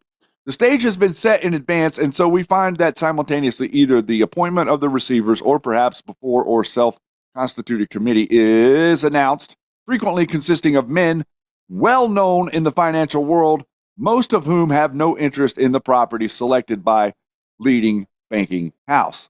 They invite the deposit of securities for the mutual protection. If the security holders do not like it, their only alternative is to form another committee. And if they can arrange to combine their scattered forces and find influential men who have their courage to oppose the banking house and who can finance the cash requirements of these colossal transactions in hostility to the banking house that was first in the field, it is not easy to find such men. This part of the Peugeot report is dead on target. But in the report, Mr. Peugeot was trying to prove and could not prove that Mr. J.P. Morgan was the controlling party, which he was not. J.P. Morgan was the banker/trustee for Louis Caspesor, owner of these various railway companies, detailed to the premise in the voting trust and in the United States Circuit Court, District of South Carolina, 63F21 Clyde et al. Versus Richmond and Richmond and Danville Railroad Company et al. Central Trust Company of New York versus same ex parte Chester and Lenore Narrow Gauge Railroad Company ex parte Hardin, August 9, 1894. We have now filed legal action against the present railroad tenant, CSX Transportation, whereas it is federal tax fraud for a tenant to depreciate the owner's estate. And according to the old records, Louis Caspesor has never sold his railways and railroads, but they are leased for 99 years Southern Railway Company ending 17 June of 93 and December 31 of 95 with J.P. Morgan as the, quote, banker trustee under a voting trust instrument, not owner. An owner is different than a trustee. Between 1885 and the turn of the 20th century, Congress tried ineffectively to regulate the activities of what it perceived as a fast-growing, monopolistic monster. It is a monopolistic monster. The Federal Reserve is a monopoly, okay? It's a monopoly. They own everything, not just one thing in one sector of the economy, the whole damn enchilada. And they pretend like you own it. The railroads and their attendant industrial complex, or the railroads and their intended industrial complex. Finish the sentence there. The first effort at such regulation was the passing of the Sherman Antitrust Act, which Q did mention, of 1885. All right, I've got those right here, Shady Grove. Here it is. I The think Sherman. time to bring it in. Thank you. Here Look it at that. This is on point. Yeah, this is it. Q drops. There's two on the Sherman Antitrust Act. Okay, the illusion of choice, the media consolidation, guys. Okay, these 6 companies are a monopoly. Okay, and there's never been more consolidated. Okay, they control a staggering 90% of what we read, watch, or listen to, guys. GE is an original pay sewer company. Got it? Wow. So let's just look at the first one right here.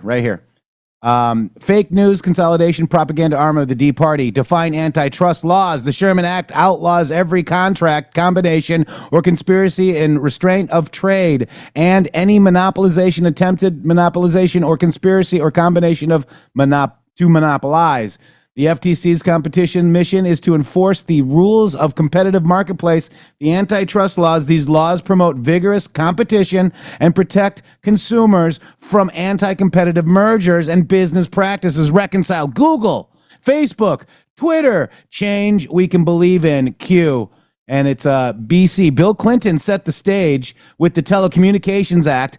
A plan. Could a new Telecommunications Act be on the way? Ooh, okay. Wow. So that's the post. Those are the 2 posts right there with Sherman Antitrust Act. Wow.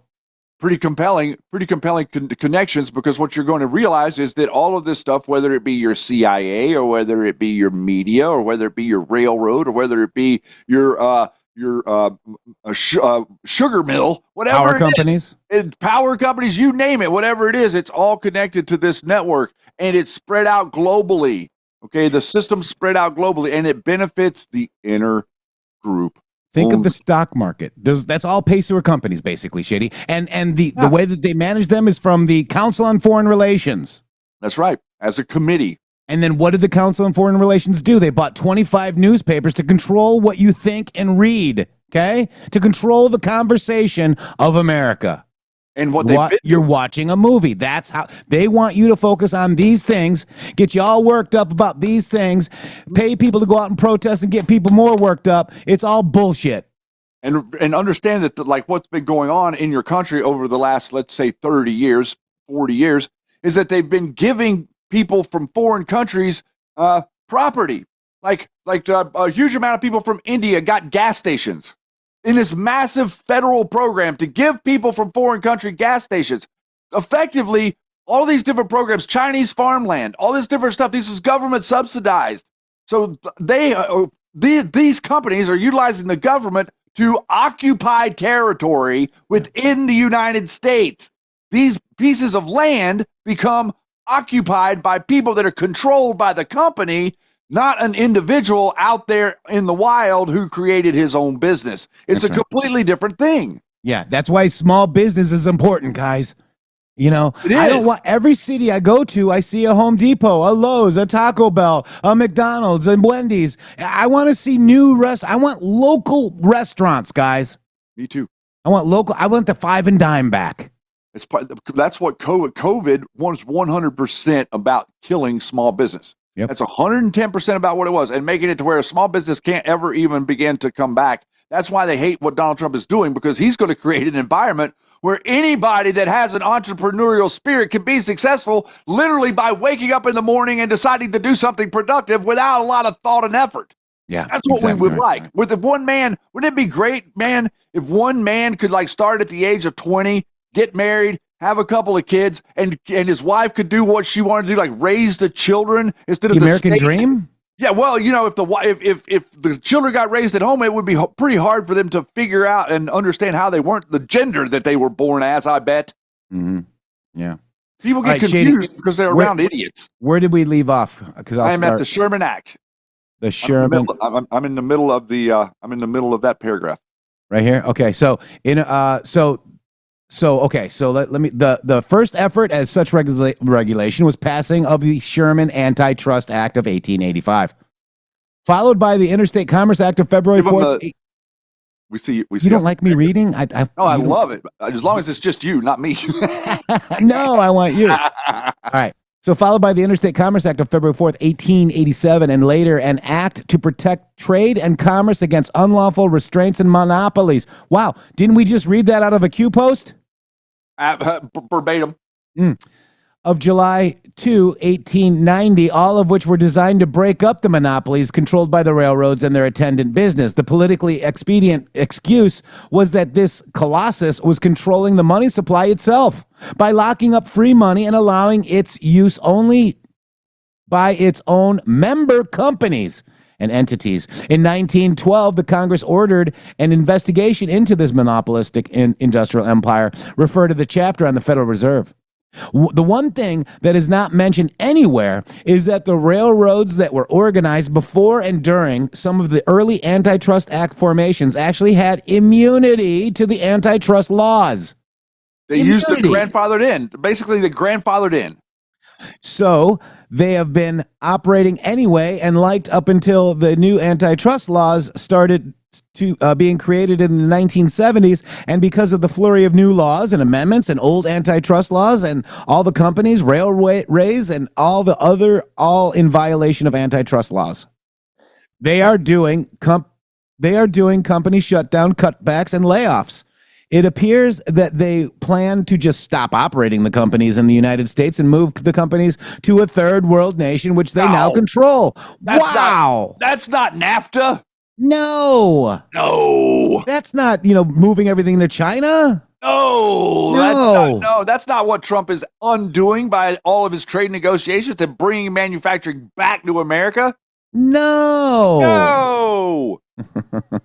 Rush says this $2 Rumble Rent. Thank you, Rush. Did y'all notice that the two new flagpoles have a ball on top, meaning commerce instead of eagles? Military jurisdiction and no gold admiralty braids. In your face, pay-sewer punks. Thank you so much. And the Rose Garden is now covered in concrete. Yeah. And it's got a sigil in four corners as well. We're protecting that spot, aren't we? Yeah. We're going to build a ballroom on top of it, aren't we? We got a little demon buried down there. He can't get out now. Yeah. He's in the obelisk, too. It appears they just plan to stop operating the companies in the United States and move the companies to third world nations, which they now control, because the leases in the United States are about to end and the railroads operating companies, not the railroad owner, are trying to sell off all the railroad land and property they possibly can, pocket the money, and leave the country. While I was doing the pay-sewer dig, GE sold its 111-year-old railroad business to Westinghouse out of another country, Shady. Yeah, like literally as we were like coming into all this stuff. I was doing the dig, and it happened right then and there.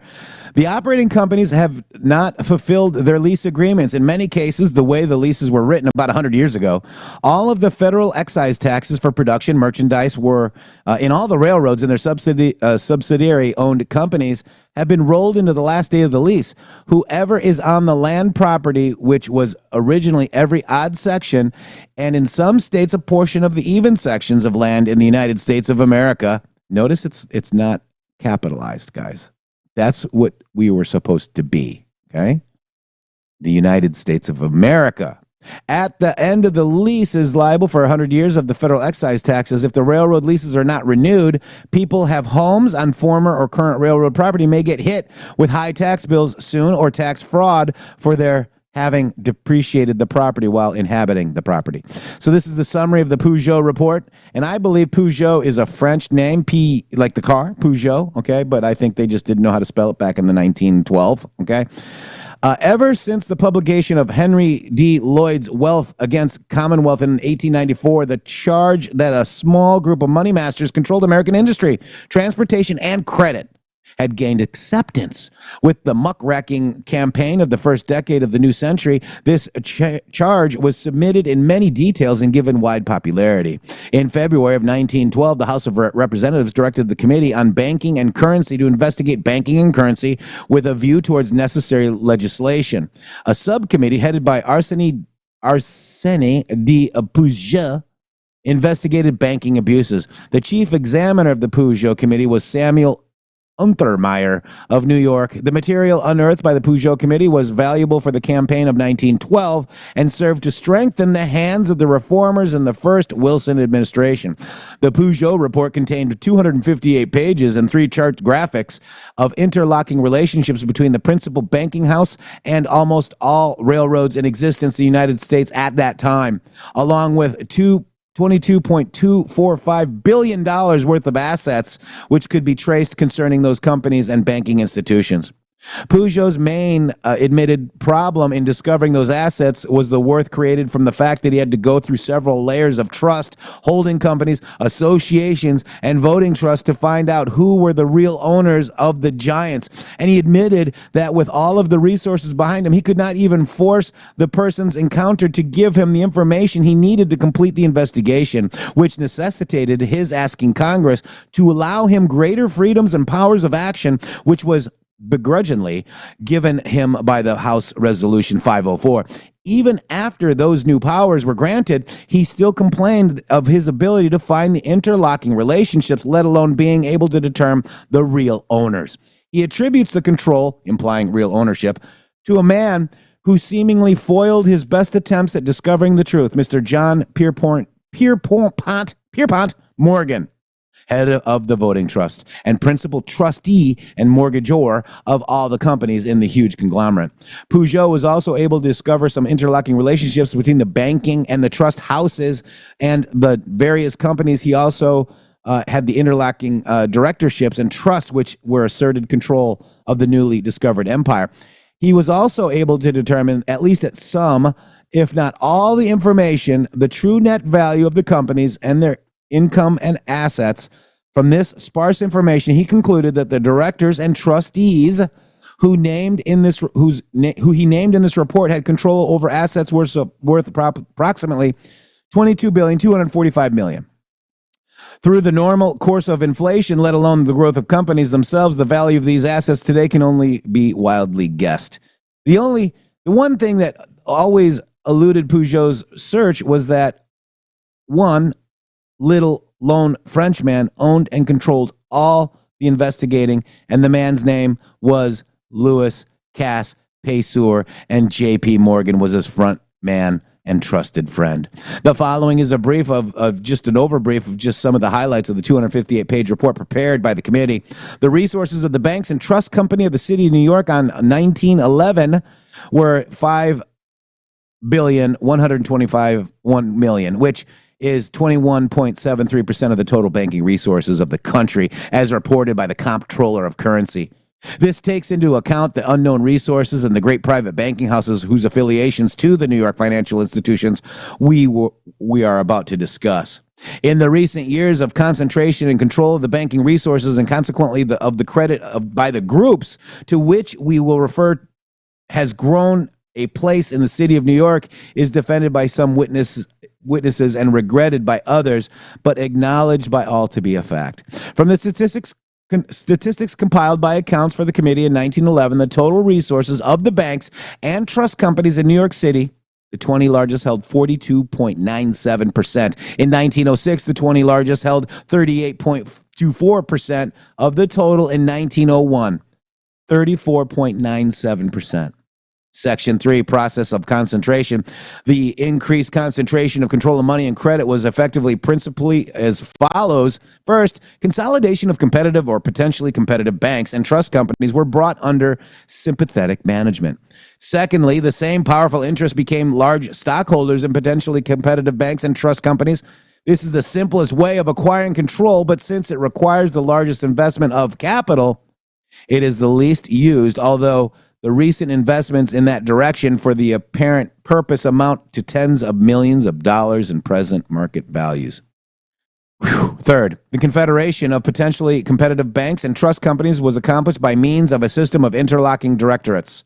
Fourth, the influence and to which the more powerful banking houses, banks, and trust companies secured in the management of insurance companies, railroads, producing and tracing corporations, and public utility corporations by means of stockholding, voting trust, fiscal agency contracts, or representation upon their board of directors, and through supplying the money requirements of railway, industrial, and public utilities corporations enabled to participation in the determination of their financial and business policies. Fifth, partnership or joint account arrangements between the few and leading banking houses, banks, and trust companies in the purchase of security issues of the great interstate corporations, accompanied by understandings of recent growth, sometimes called banking ethics, in air quotes, had the effect of effectively destroying competition between such banking houses, banks, and trust companies in the struggle for business or in the purchase of and sale of large issues of such securities. Section 4, agents of concentration. It is fair deduction from the testimony that most active agents in forwarding and bringing about the concentration of the control of money and credit through one another, through one way or the other, of processes above described have been are J.P. Morgan and Company, the first bank, National Bank of New York, National City Bank of New York, Lee Higginson and Company of Boston and New York, Kuhn Loeb and Company. Where have we heard that before, Shady Grove? Bush? You know it.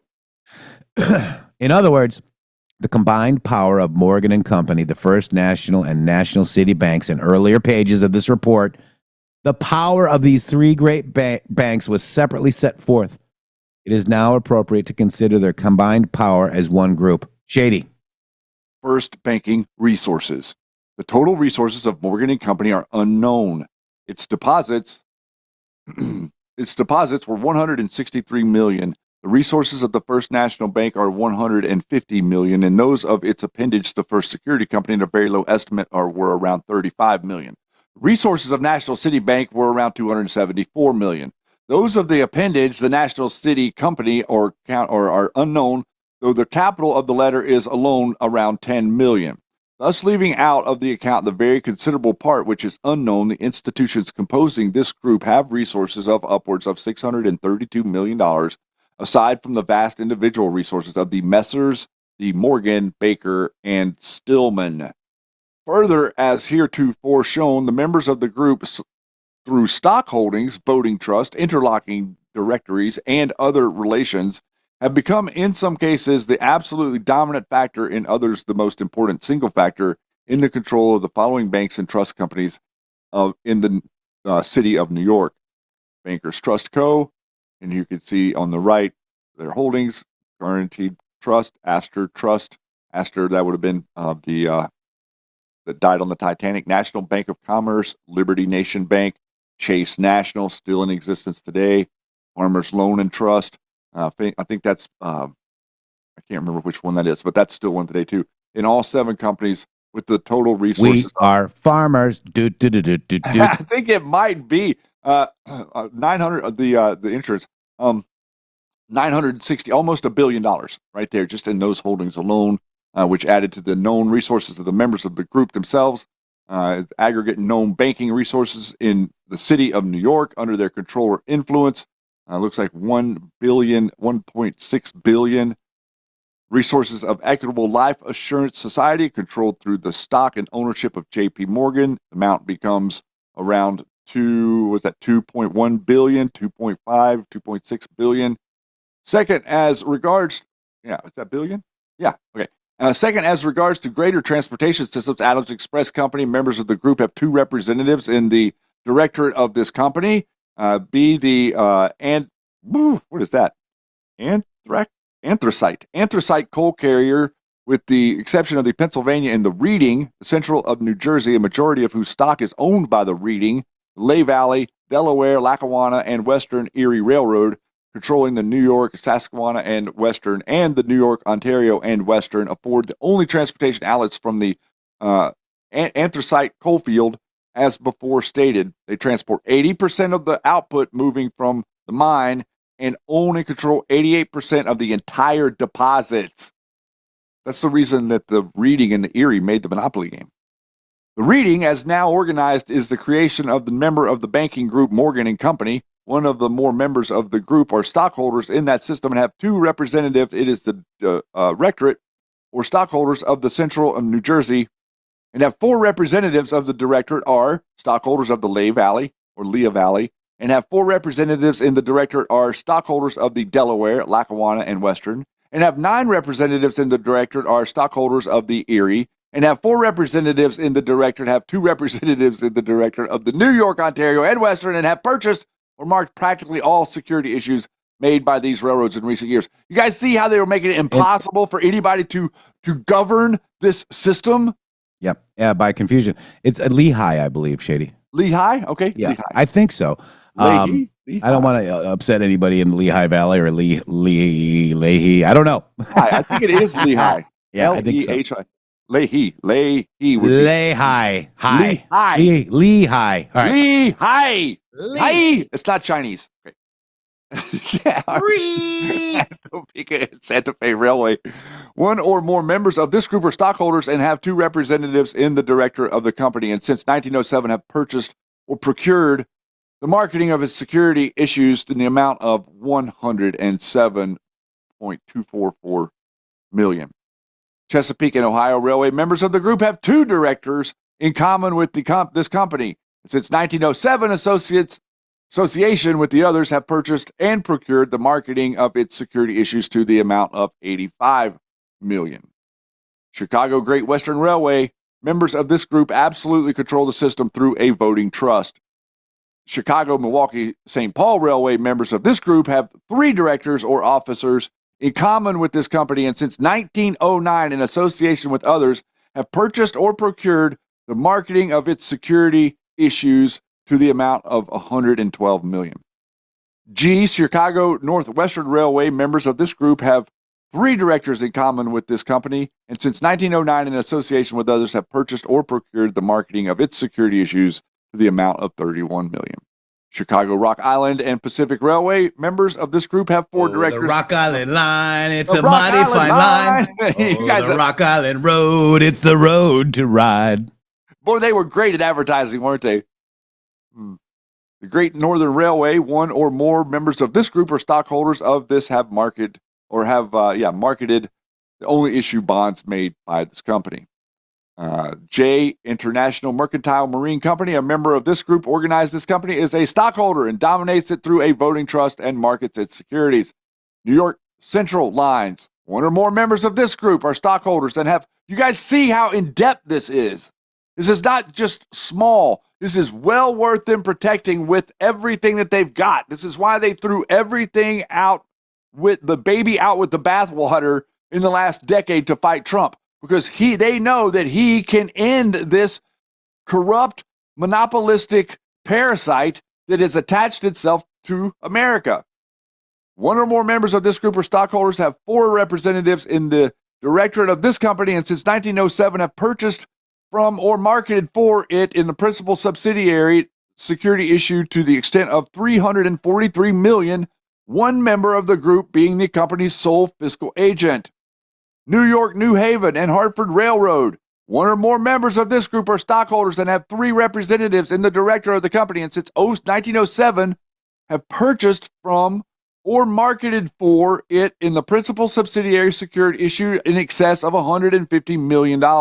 1 member of the group being the company's sole fiscal agent. You can see this stuff by the 1913, by the turn of the century, they pretty much controlled everything. It didn't take them but like 50 years from the end of the Civil War to the turn of the century.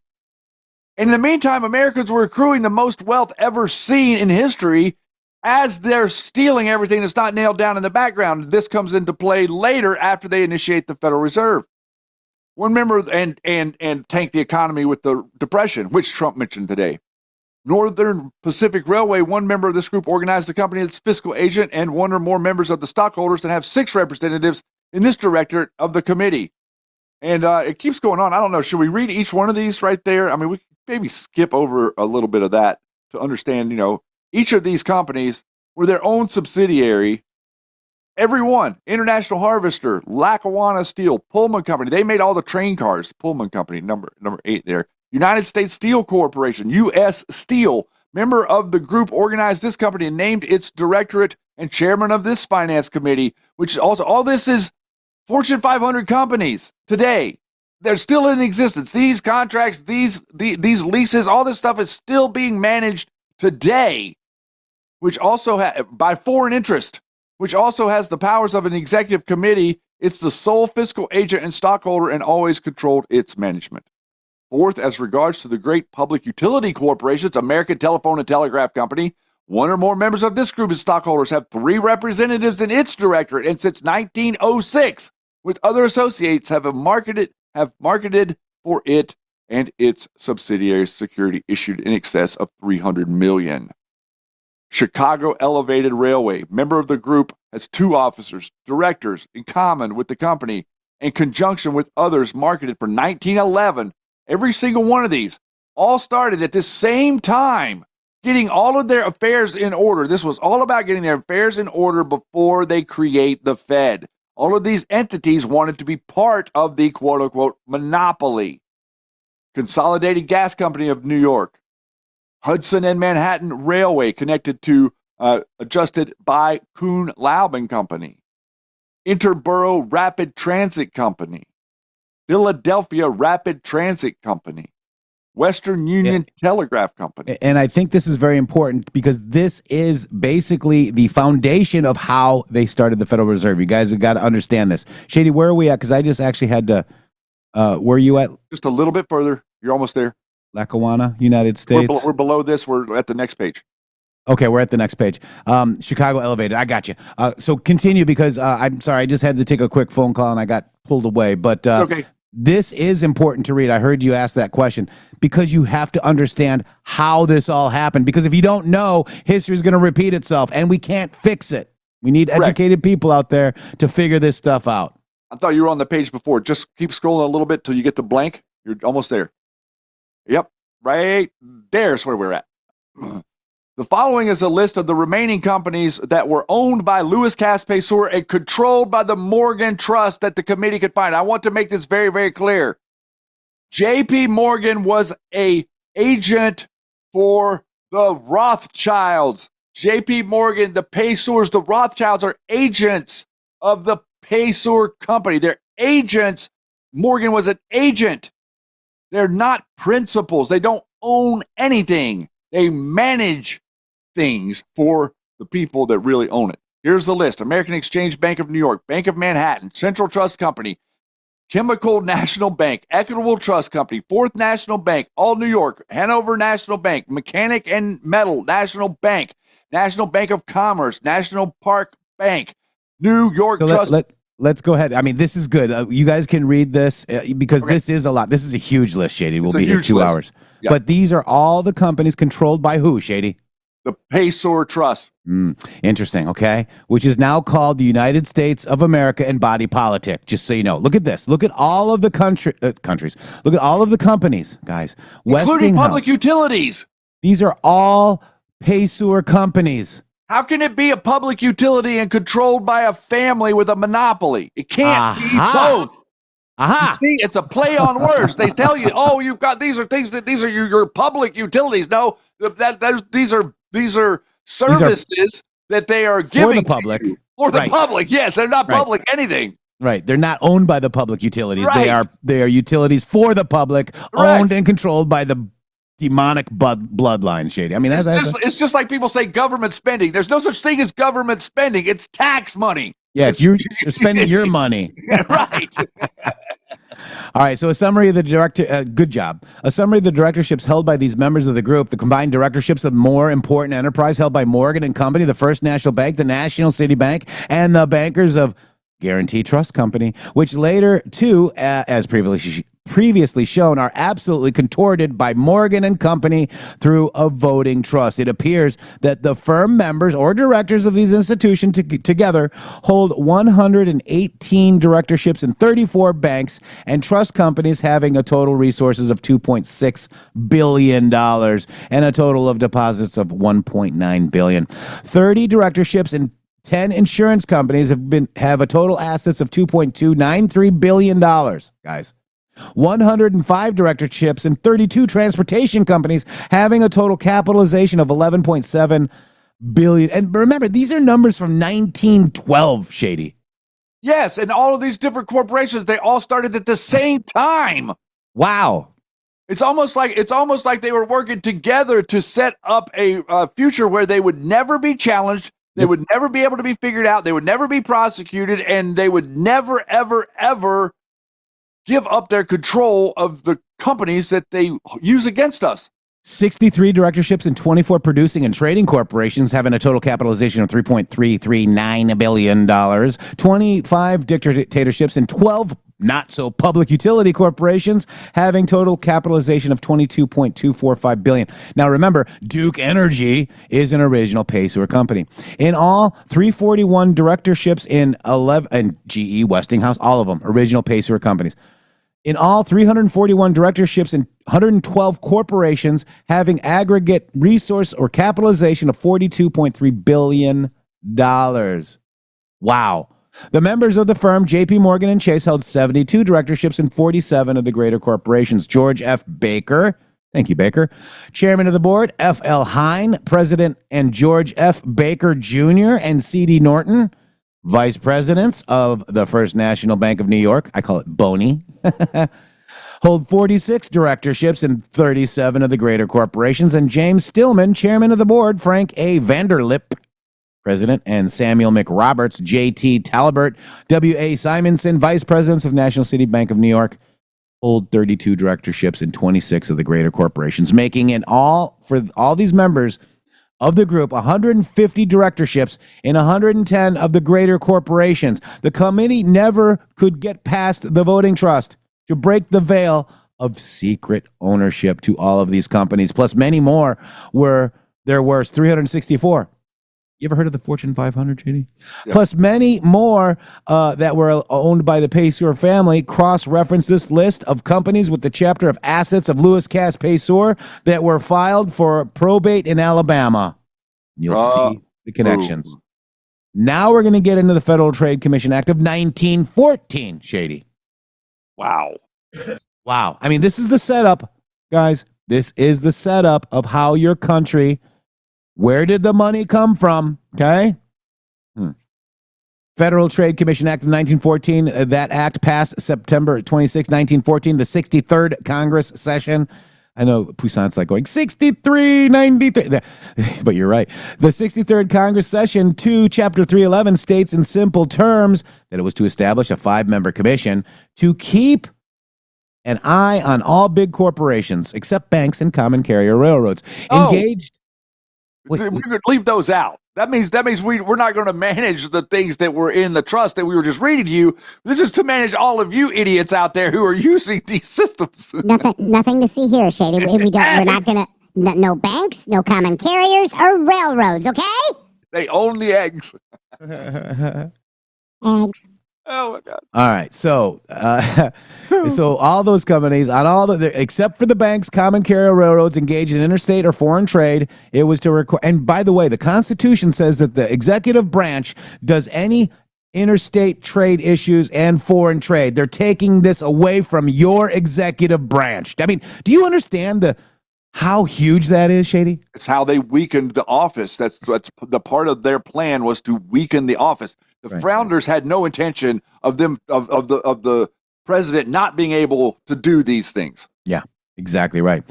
So It was required to publish violations and abuses and enforce laws against unfair competition. But the Clayton Antitrust Act of 1914 was framed to help the government further close in on the trusts.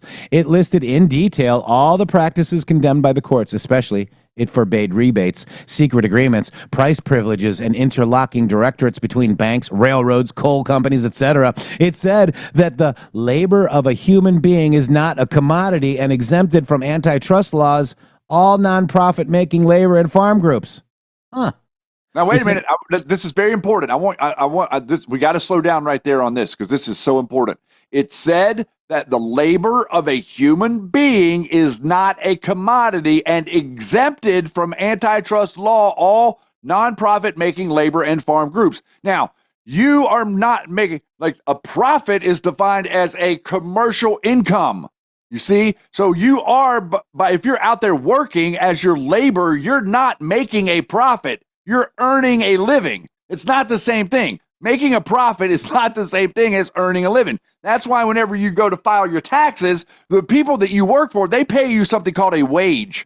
Okay? They pay you a wage. And then whenever you go and you fill out your little form for the IRS, well, you take your wages and you say, well, you know, I want the privilege of being able to pay the government taxes. So for that privilege to pay the government taxes, you go into this form and you say, no, they didn't pay me a wage.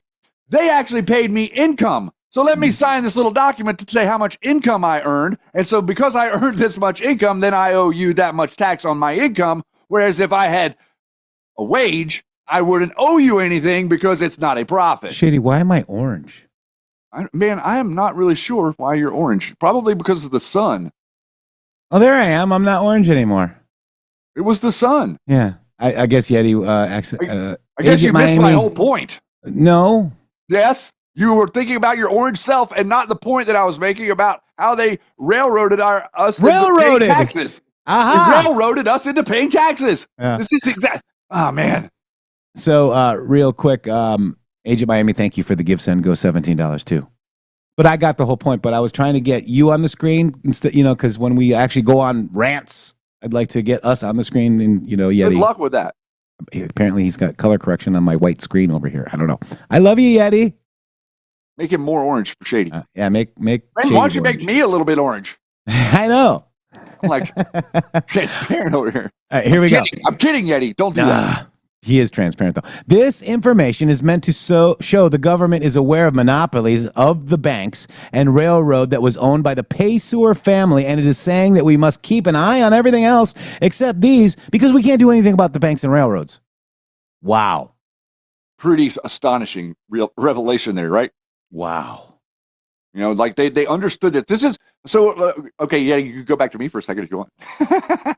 This is the reason that what we were talking about in the Payseur research became so overwhelming for us. And I just want to give the little tidbit of what happened. Whenever we started digging into this stuff and we started getting more information than, let's say, what's published in this book or what's published by Fritz Springmeier or David Icke or any of the other people, we started doing our own research.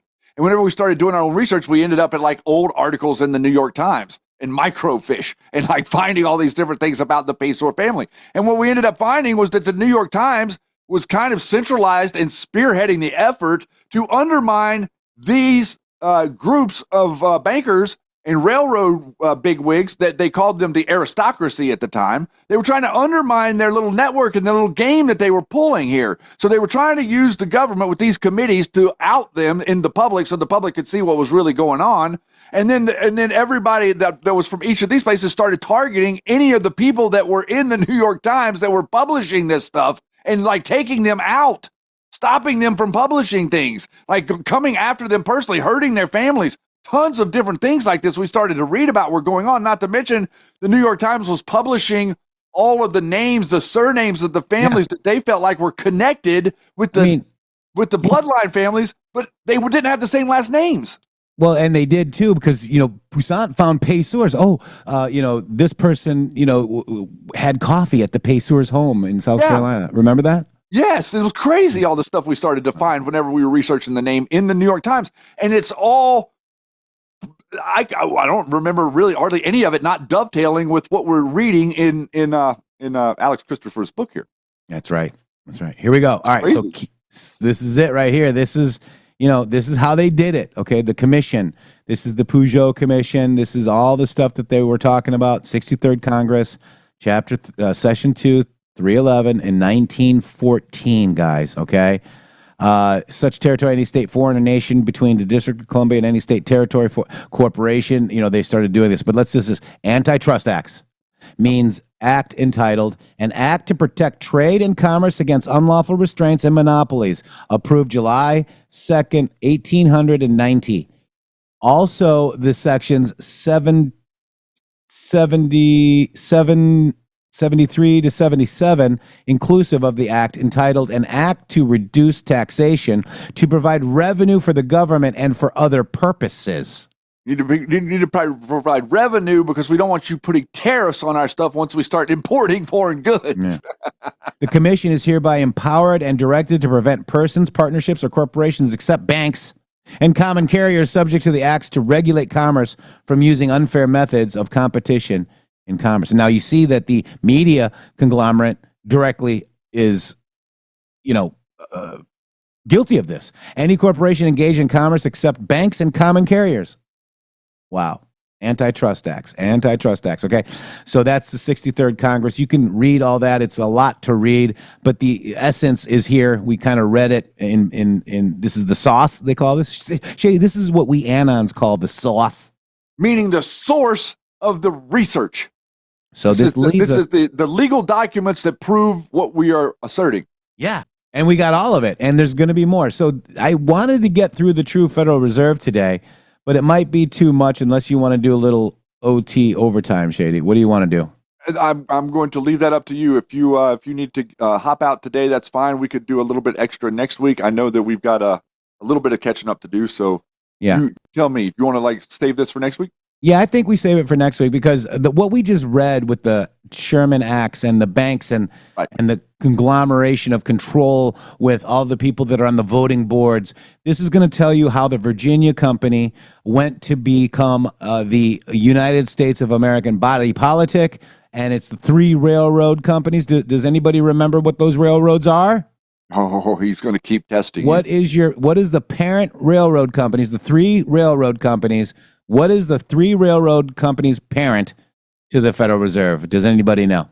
Yes, they do know. They do know. Let's see. We should be taking bets on which one of them gets it first. There's so many of them. I think Lincoln Logger is going to get it. You think? Yeah, I think you might. Yeti be right. says Nina Pinta and Santa Maria. No, Yeti. That would be the ships that Christopher Columbus. Lincoln Logger. I was right. You got it. You win. Cincinnati, Charleston, and Chicago railroads. You two are conspiring somehow. No, I don't think so. I just think something's going on. He got it. Yeah. It is a premium day today, Finn. Yep. Uh-oh. What? Are we not premium because Finn can see us? No, we are. Oh, that's interesting. I mean, the number of people went down, so I imagine that we're behind the premium wall right now. Yeah. Did somebody? Yeah. We'll figure it out, guys. But anyways, it's been great. It's been real. It's been fun, Shady Groove. Thank you guys, everybody, for so much of the support and for what we're doing. Like I said, we've said this a number of times. We're not doing what everybody else is doing here on this show. I don't want to do what everybody else is doing. I have no desire whatsoever to do what those other people are doing. I have the desire to talk about the truth and what it is that we can prove and have a little bit of fun while we do it, because the golden age is absolutely stellar, sir. And as soon as we start lobbing tomahawk missiles on the cartel, it's going to get even better. Yeah. Rambler says, no, it isn't. What does he mean? Oh, no. I'm telling you, we'll figure it out later. Yeah, we probably won't. I hope we get our little credit because we only want to do 5 hours of premium every day or every month. That's it. We only have a third of the people that were watching whenever we went to premium, so I'm imagining that there may be a glitch here and there or something. Rambler doesn't have premium. Uh-oh. Right there's Yeti showing you. So Rambler, you don't have premium. Finn didn't have premium, but they get to see premium. That's awesome. Somebody gifted it to him, maybe. I don't think so. It doesn't work that way. Finn said I was maybe gifted premium. How? I don't know. Maybe he paid for it and he forgot. Maybe he got excited one night and he accidentally paid for premium. I think that's what happened. There's no check though. Oh. Yeah. Wow, guys. Wow. Dark Money. Let's find that Dark Money song. Hang on. That's the one you want to go, Alan? Yeah. All right. Dark Money, Jeff Tate. Here we go, guys. Love you all. See you guys. What? I said, let's go. All right. Friday. Yeah. Love you guys all. Thank you.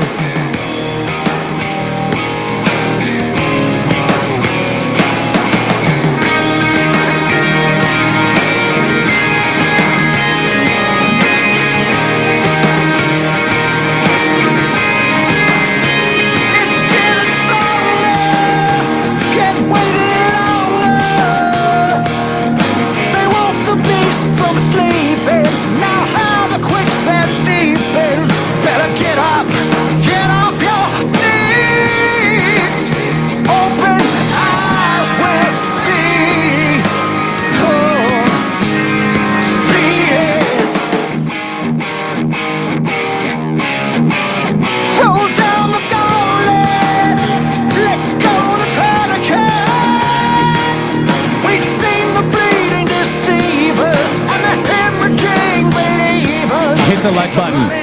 Shake your soul. It's time for heads to roll. Oh, I can feel it. They stepped over the line one too many times now. Yeah, they're gonna feel it. They're gonna feel it.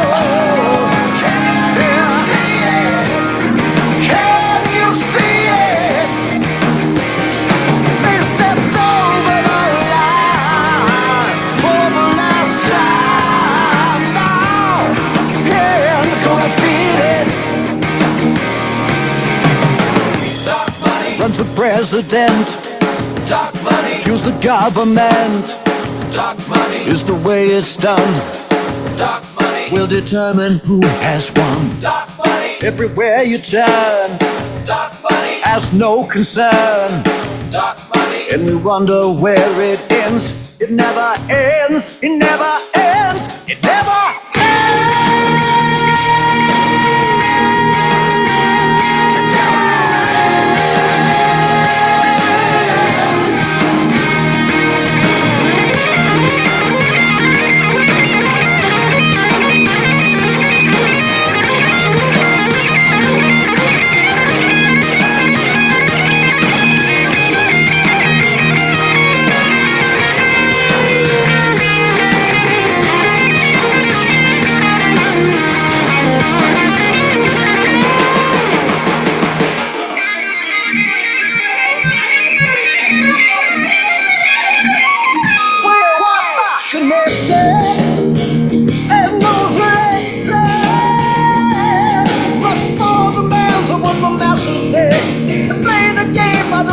Today, retribution is at hand. We've seen it all. We've seen it all. Can you see it? They stepped over the line. Oh, can you see it? Over the line. One too many times. The president, dark money, use the government, dark money, is the way it's done, dark money, will determine who has won. www.mg.show. Boom.